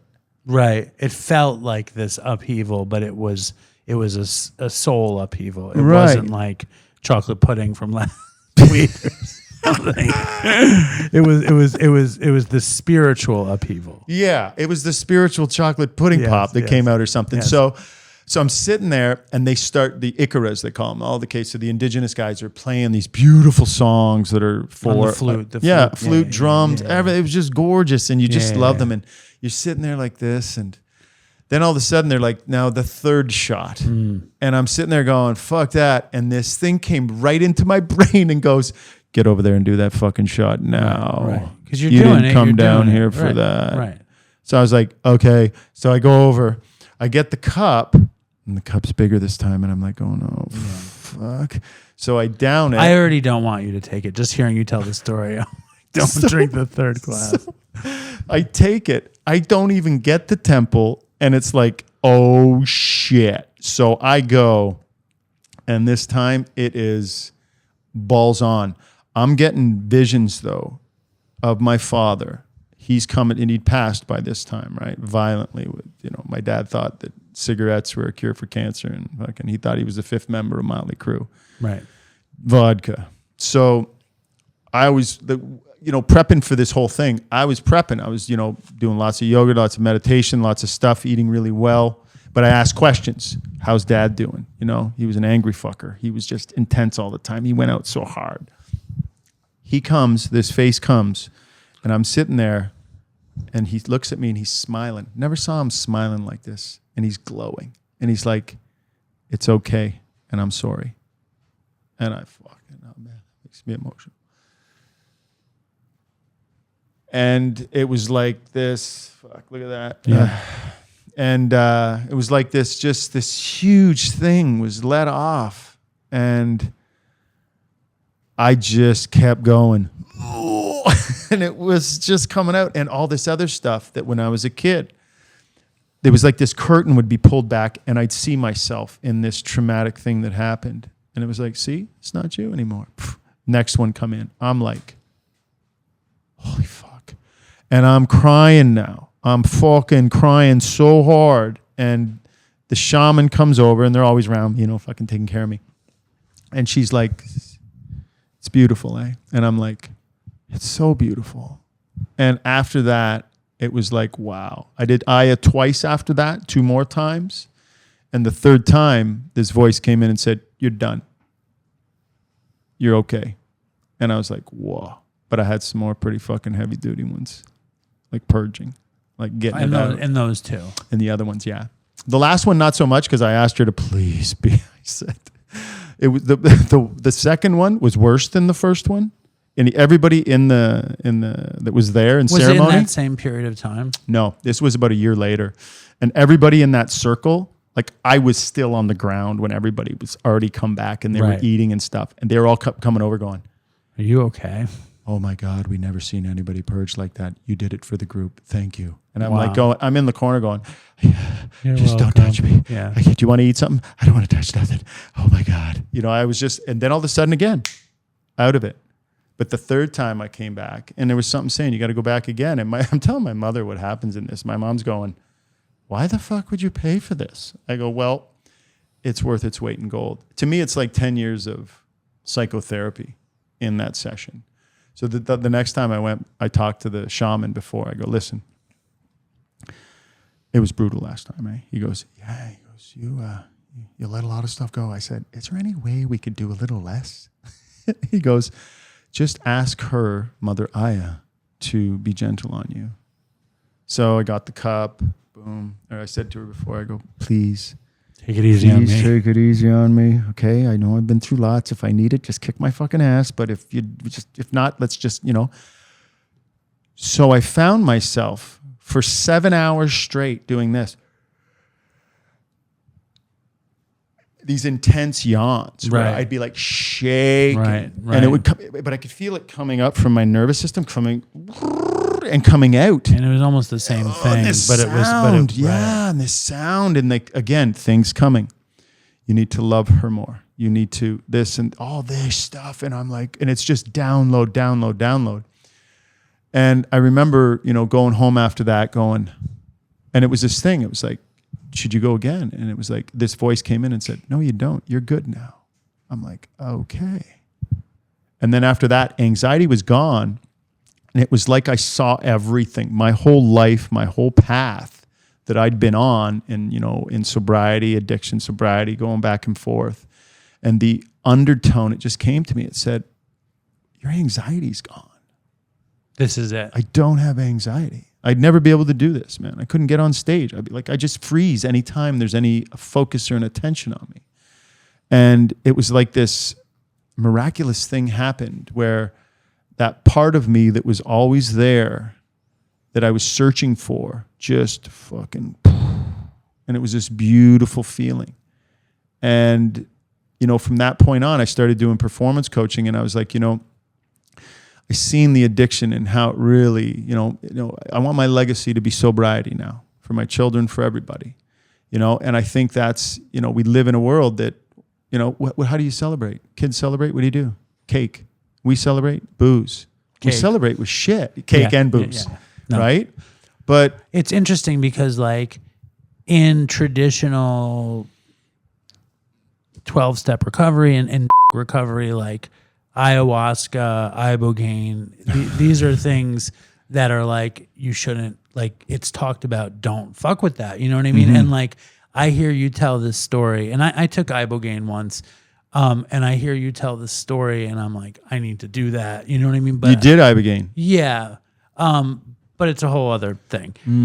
It was not in any jungle. It was on 24th Street, and it was not done in any sort of spiritual set and setting, man. It was, it was not set and setting, Yeah. And back in the day when I would take LSD or mushrooms or whatever, the set and setting would be Dark Side of the Moon or Funkadelic Standing on the Verge of Getting It On or whatever. It was a different thing, put on a lava lamp and shut the lights off. And it's not bad. It's not terrible set and setting, but it isn't shamanistic. It can be medicinal. It can be, yeah. And I had great experiences, and I had very few psychedelic experiences that I didn't really learn something and love and enjoy and come out of. I just feel very protective of my sobriety at this point, and I'm fearful of unleashing psychedelics on my mind, and I don't know that I would start smoking weed immediately, but that's kind of my thought that I would want to. It doesn't matter. I'm not taking it to that place. You know what I mean? Like, I think there's a lot of other spiritual paths that I can take I'm trying to like learn about, that I'm going into very slowly. Yep. And, but I'm into it. You know what I mean? Like I'm into it. How did you find Wim Hof? You know what? And Wim, I'd like to talk about that because that was another thing that really helped me conquer the anxiety to a certain degree. I think there's a lot of pieces of the puzzle, and I know yoga was a big one. Psychedelics, ayahuasca was one, but Wim Hof and breath work was the biggest. And breath work, yoga, and the breath work is yoga, right? That's part of it. Okay. North Americans see it as just Lululemon, loud music and mirrors, and skinny girls putting their legs behind their head or doing the splits. But with Wim, and it was funny. And that's his name, Wim? Wim Hof, W-I-M. And that's a normal Dutch name. Yeah, that's actually a Dutch name, Wim. Okay. Yeah, yes. I know a guy back in our hometown named Wim Bronkhorst. But so it was funny because this is another thing. My dad's dying. He's going down hard, lung cancer. It's spreading everywhere. He's crustier than, anyways, but then all of a sudden he's not because he's like, I'm at the end. He's like, there's some weird clarity. Yeah, all of a sudden he starts to. So I'm going through this thing though, and my wife at that time she's going through cancer also. So I find out too after my dad passes away. My wife and I are going to the celebration of life, and she gets the call because she'd had cancer a couple times, and she looks at me and she shows me the thing, St. Teresa's. And she goes like this, and boom, she's got it again. So where anyways, was her cancer? She had down there. So I'm like fucking sideways.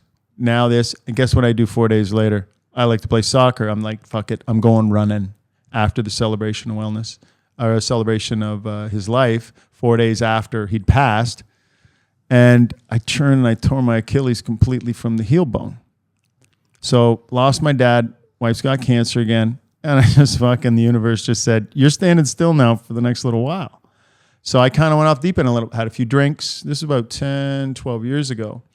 And, I started smoking a little bit of weed. Anxiety's back. And I'm like, oh, fuck. And this is before and it was so weird that one of my therapists who, was one of the massage therapists at my wellness center said, Dan, you got to check out this Wim Hof guy. He does breathing stuff. You do breathing. And he likes, he does cold stuff and blah, blah, blah. And he shows me this thing and I'm like, oh, yeah, okay, whatever.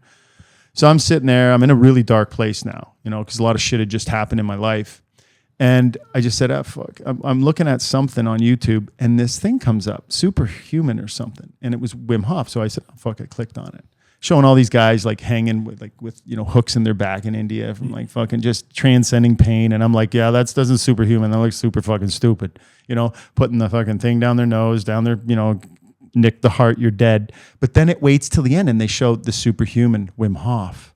And they show him swimming under the polar ice cap, in -2 degree water because it's salt water. They show him climbing Mount Everest to 23,000 fucking feet. The death zone, which is impossible in his shorts, and they show he's him, just a Dutch guy. Just this Dutch guy. He's not some Indian guy. He's just Dutch. No, he's just Dutch. Yeah. He's real Dutch. Yeah. Anyways, and then they show him for 2 hours encased in ice, and he's not dead. I'm like going, that fucking dude is superhuman. So I start looking at this. I start looking at him, and I'm like going, breathing and then ice bathing. So I do the breathing, and I'm like going, okay, it's pretty, it's yogic. It's just this, 30 times in, out, hold. You get trippy. You do it a few rounds. I'm like, oh, holy fuck, this is pretty amazing. So then I go and I take an ice cold shower. This is Canada. Fucking showers are cold. I take an ice cold shower. But not after this. all showers in Canada are cold, right? You can get a hot shower. Well, you can get. Yes, we do have hot water in Canada. Just making sure. I just want to make sure. Yes, we do have the valve that turns it to hot. Good. But then I turn it to cold. Yes. I get in there and I'm like in there going. Yeah. And for some reason I pushed. They said 2 minutes, so I push it. I'm in there. Who says 2 minutes? It said in this fucking thing I saw on YouTube. Some jackass that wasn't even an instructor or whatever. So anyway, so I'm in there. I get out and I go in the room and I'm fucked right up in a way that I've never felt. What does it feel like? I'm so high. I'm clear. I have energy and I have no fucking anxiety. And I'm sitting there on the bed and all of a sudden I go, and I start crying for about a fucking hour. And I am ugly crying. I'm letting go of my dad's death. Letting go of this, that. I couldn't believe it. Triggered by the cold. The cold in the breath, right? So I call up my wife, Tan, and I go, you talking about? She's going through shit. She's going through cancer right now. It's like fuck again, like chemo, whatever. And I'm like going, we gotta fucking do this. So that weekend we get some ice bags and we from the gas station, or little bags of ice, and we put them in a little fucking tub. We're in there, we're breathing. Same thing. She's bawling. Is she yoga and Yeah, out? yeah. Like you are? She after she went to the same ashram after we got married, and she ended up going and doing. She was always into yoga and fitness, right?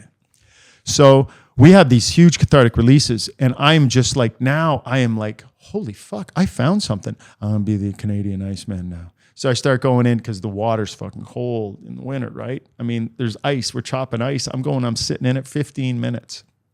But then I have a cold drop, and I almost fucking died of hypothermia.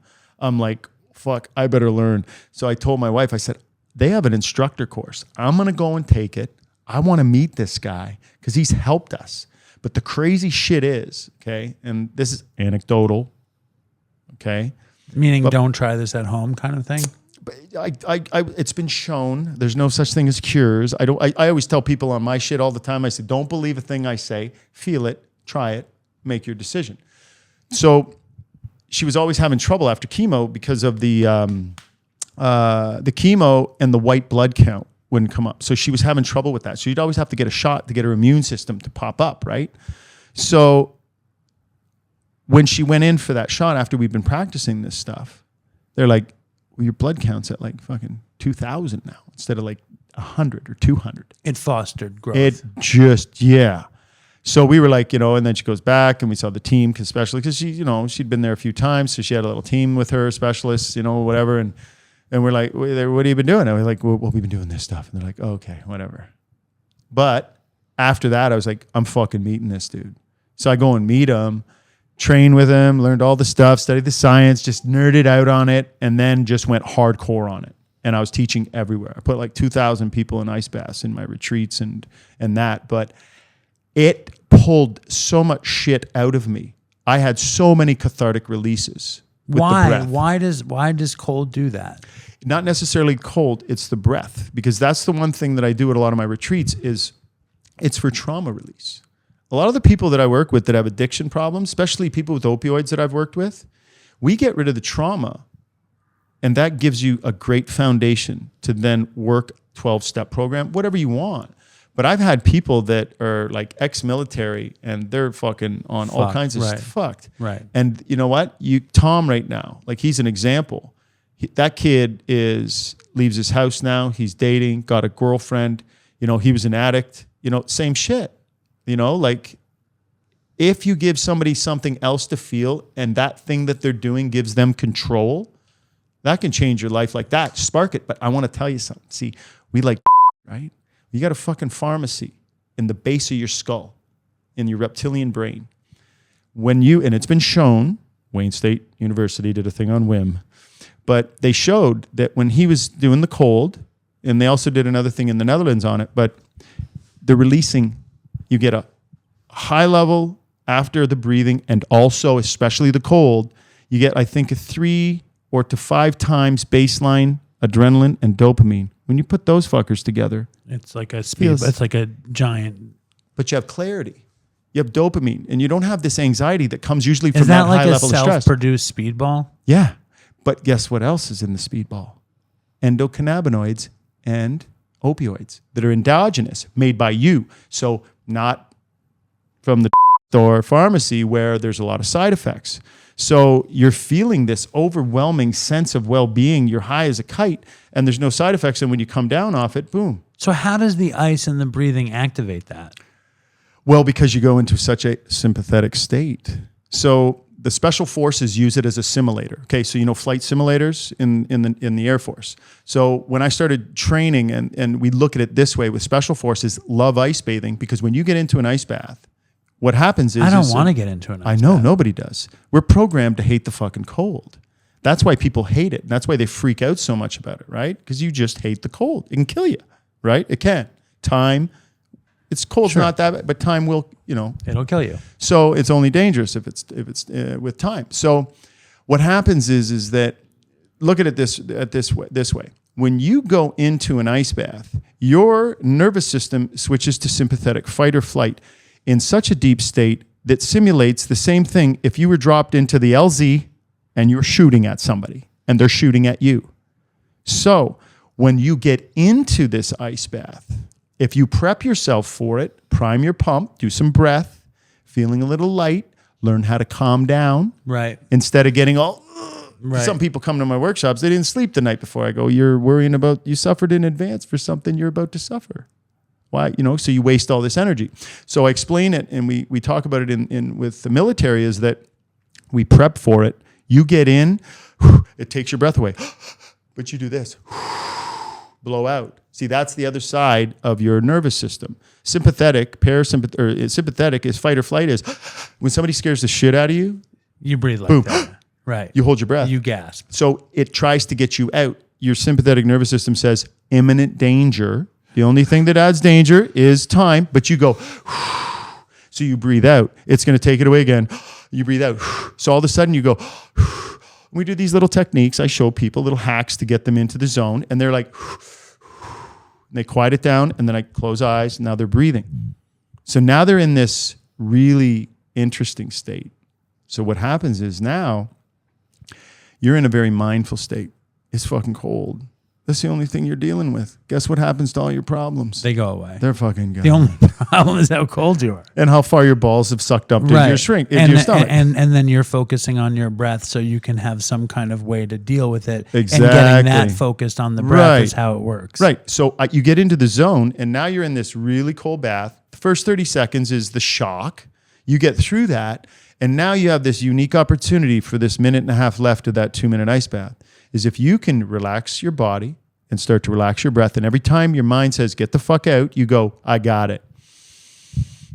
And you come back to the breath. It's like meditating in that noxious experience. To me, I always like to say, it's painful. If you can calm down in pain, it's like 100 hours of meditation. And then I'll say, you handle that, okay, at such a deep level, your nervous system says, fucking, you're going to die, but you keep going, I'm good. So when you go to Monday morning at work, I always like to use the example, that guy at the water, at the coffee thing there, and you got to go over there, you fucking hate him because what he said to you that day, he pissed you off, he triggered you. Every time you go to work, you're triggered. All of a sudden you look at him and go, oh. I can deal with this guy. I could deal with the ice bath. I can deal with this guy. Fucking right. So you challenge yourself. Like every day, like I haven't did it today, but every day I live, back home. I'm out and I'm on well water. So it's fucking cold. Plus I have a beautiful ice chiller that, because we have a spa there. Every fucking day, that's how I start my day. I challenge myself. Cold showers about 10 minutes and it's ice fucking cold. Showers a little bit easier than sitting in the bath because you're saturated, right? But then I'll go in and I'll do 2 minutes, 3 minutes.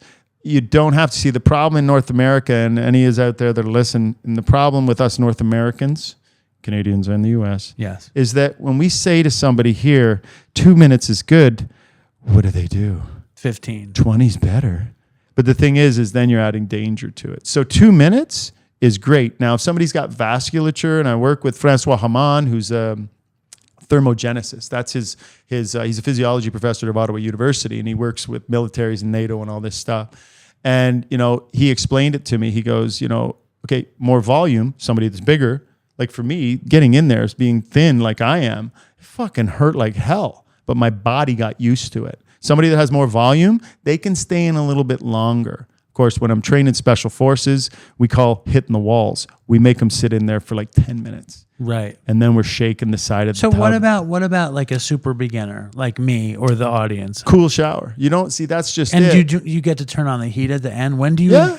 is that doable? Sure. Is that livable? That's fine. And what kind of breathing are you doing? Control the breathing. So when you're in there, it's taking you away. Blow out. So then as you get back control of it, switch to the nose. So when you breathe through your nose, you're more parasympathetic. That is the best way to breathe. Nose is for breathing, mouth is for eating. Okay?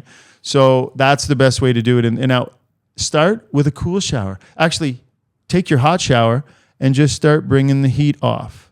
And then the next day, maybe a little more and a little bit more. And you'll start to see that you can gradually. I always use growth mindset because the great thing about the ice bath is it works right away. The breath work works right away. It gets us to feel something different. That's why I use it a lot with people with addiction. It is amazing if you use growth mindset.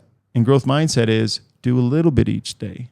Because people think I can't do it. I'm no good at it. Fixed mindset is, man, I'm fucking growth mindset is to grow into this thing. Exactly. Fixed mindset is I don't have talent. I can't do that. But anybody can develop anything and get better at it. Right. So I look at everything, especially, and I told you I worked with a guy on speedballs. And what we did, he said to me, he goes, you know, I got his buddy off Oxy, and he goes, you help with my buddy. He goes, can you help with this? And he says, well, when do you want me to quit? And I said, no. I said, I want you to chip away and just do less and less and less. And we're going to refine more shit and use growth mindset. I don't want you to stop because you'll probably start again. So it's just about flushing the person with good stuff. And then maybe the bad stuff starts to not be so attractive. Exactly. So even if you got a guy quit smoking cigarettes, and it was funny because he came in, referred for somebody else who I helped with the issue, and he was like, I want to quit smoking. And I was like, okay. I said, so how many do you smoke a day? He goes, 20. I said, okay, you're going to smoke 19 this week, next week 18. He goes, well, what do you think? It's going to take me 19 weeks to quit. And I said, well, you've been trying to quit for 20 fucking years. Yeah. It's not working. How about we try this? And I said, okay, how about this? Because, we have this culture of fucking urgency in this world today, after the big C happened. But I said to him, I go, what about this? Start at 10. Let's take 10 weeks or 9 or 8, whatever you want. I said, but each week. Now, you're going to do an ice bath every day, cold shower. You can do your breath work. Got him into routine. Same thing. Cigarettes came down. He started bringing stuff. And I always say, you take out things slowly that aren't serving you. Don't stop. Because that's the hardest part for an addict, just cutting cold turkey. I was so fucking lucky I was able to quit Oxy like that. But if you stop doing things that don't serve you, you slowly take things that aren't serving you. The growth mindset is taking them out slowly and adding things that are good for you. Even if it's 5 minutes of breath work and a 1 minute cold shower. If you do that every day, I can't guarantee you're not going to be doing 10 minutes of breath work because you know how it feels. And real beginner breath work looks like... You know what? Close your eyes. The most basic and fundamental exercise that I teach everybody is the mindful meditation technique. And it's taking your mind and your body and putting them together. So when you take your mind and your body, put them together, you're in the moment because you're feeling something. If you use your breath, it's the trifecta.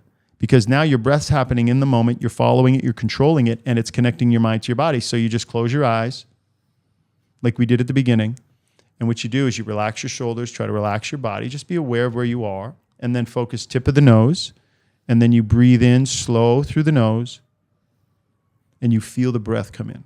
And then you slow the breath down coming out, and try to make it longer than the inhale. Slow in, slow out, feel the breath where it is. And if you do that for like a couple minutes, you're doing it. You're focusing. It's called self-awareness. Now, this is the one that I love to teach people right off the hop is what we were doing over there is if you do this 30 times, deep as you can and go, and after 30, and exhale, stop and hold. It's funny, you blew off CO2 and you need CO2, makes you want to breathe. You have no CO2. You're holding your breath with your lungs empty for a minute, sometimes 2. You do a couple rounds, you're holding it even longer. And when you do that breathing, it changes chemistry. Your thoughts go away because you have to focus on your breath in this moment, just deep breathing. And you're changing chemistry. Well, you were feeling it probably a little bit high. You're feeling like a little tingling. No, I was totally feeling it. And then I fell out. Yeah. What does that mean? Does that mean I'm like totally fucking hopeless? No, it means that you needed a little rest. Right. Listen. I think this has been incredible. I think I've learned a ton. How was this for you? It was awesome, man. Have you learned anything? Yeah. Very little. A little bit. I learned something. I think that you're cool. Oh, that's nice. I love this, man. No, this was really good. It was nice to meet your dad. Is there anything else that you think that Dopey Nation should know about yoga, early breath work? Is there anything you'd like to share with them? How can they find you? Okay. Throw something out there. You know what? I think that, my advice to people that are, struggling with addiction is growth mindset. Try to do something. Define growth mindset real quick. Growth mindset is doing something that is hard to do. Start off with a little bit of it and do it every day. Don't crush it the first day. That's like going to the gym. and doing every body part. Next day, you can't fucking move. How about you just go and lift 10 pounds a few times? The next time you go in, 15 pounds, just a couple times. So you slowly get better at what you're doing. Because most people, especially again, the 2-minute to the 20-minute thing here, North Americans like to go, let's hit it hard. You know, they want it. But the growth mindset is, okay, a little bit of patience, because people have a hard time changing. Change is really hard, especially during addiction, because we want to stay in that routine. But if you do something every single day, a little bit, instead of doing the 3 rounds of breath, you do 10 deep breath. You start somewhere. Start somewhere. And then slowly, if it's something that's serving you, you'll get better at it. And the greatest motivator, especially in addiction, is progress. If we feel anything different. And the beautiful thing about breath work and addiction, and I always say getting high in your own supply, is because you can get really fucking high on breathing with no side effects. If anything, you fall asleep. Right. The side effects are beneficial. Right. So yoga is really good because the physical part, you see, you know, like doing all these postures and stuff. My teacher said, hey, he said, don't underestimate the physical part because all your shit is stuck in your body. Well, he didn't say shit. But when you do something, action changes mood. We get stuck. Try something else. Give yourself more options. And that's why breath work is so simple. You don't need any equipment. You can go on it. You know, you can go on my YouTube channel. It's Dan DeLuis Wellness. And then I'm on the gram. I do on Instagram. I love it there. I hated Instagram at the first, but now I love it because every single day I go on and I do a live breath work. And we have tons of people on. When do you do it? Usually 9:30 a.m. in the morning. That's Toronto time, Eastern Standard Time, New York time. Yeah. So, you know, my advice is just always keep moving forward, even if it's the smallest step, but never stop looking. And for me, you know, you see it in all the addiction centers. They're doing mindfulness, yoga, breath work, meditation, all of this stuff, because it gives people the self-awareness. They can see something, they can feel something immediately and feel something a little bit different. Because that's what we all want to do, is we want to feel better and experience life like it should be, like it was when we were a kid before all the shit happened. Right. Right? Yes. Dan, thank you so much, man. Hey, you're welcome. That man. was It's really a pleasure. What do you want to know about my spirituality? Where are you right now in your spirituality? I don't know. I think I pray every morning. I meditate every day for 5 minutes. I pray when I go to bed. I'm a fan of the idea of there's a natural mystic blowing through the air. Like I'm a fan of like the universe being everything. Like there's something written in AA literature that says God is everything or God is nothing. And I see it as like God is like everything. Yeah. You know, and I think deep down I'm in touch with that. Mm-hmm. But everywhere else I'm not as in touch as I'd like to be. Hey, at least you're touching something. No, and I'm into it. Like, and I know that when I have stress, spirituality is my way out of it. For sure. And when I can get connected to the infinite kind of thing, that's my pathway out. And sometimes I'm bound with fear or insecurity or all this bullshit. For sure. Yeah. But when I actually sit down and I try to do that, it works. Yeah. And you know what? You're praying and you're meditating. Those are two beautiful things, because it's believing and you have faith, but also sitting still is the best way to start seeing how things are going. And just the practice of it. The practice, you know, of like being open to it, because it's not something I used to do. It's something I do now because I was suggested to do it and I got good results from it. Yeah. So when I'm in a good routine, I'm doing it like I did today. Okay. Well, you're no spiritual gangster yet, but you're on your way. Well, I tell everyone at my meeting that I say, I know that you guys think of me as the spiritual giant, and that I know that I disappoint you when I complain about this. You know, I mean, like, I have fear of being spiritual because I think it's bullshit. Like I'm this cynic, whatever. But in deep down, it's like what I want. Yeah. So it's something to deal with. Oh, it's something growing. It's in there. You know it's in there. So that's the most beautiful thing. What would you advise somebody who's naturally cynical but wants to experience spiritual growth?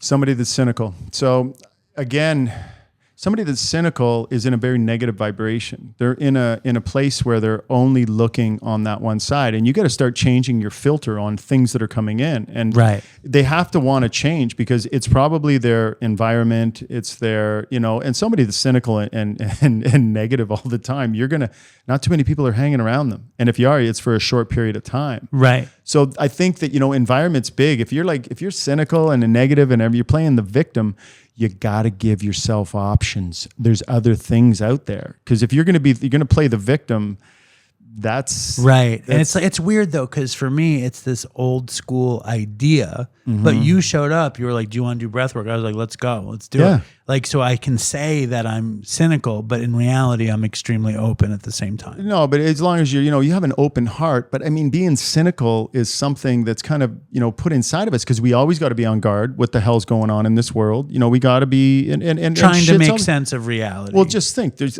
life sometimes is just a bunch of train crashes, and in between you get a little bit of peace of mind. So it's easy to become cynical. But when you have practices like you're doing, you pray, you meditate.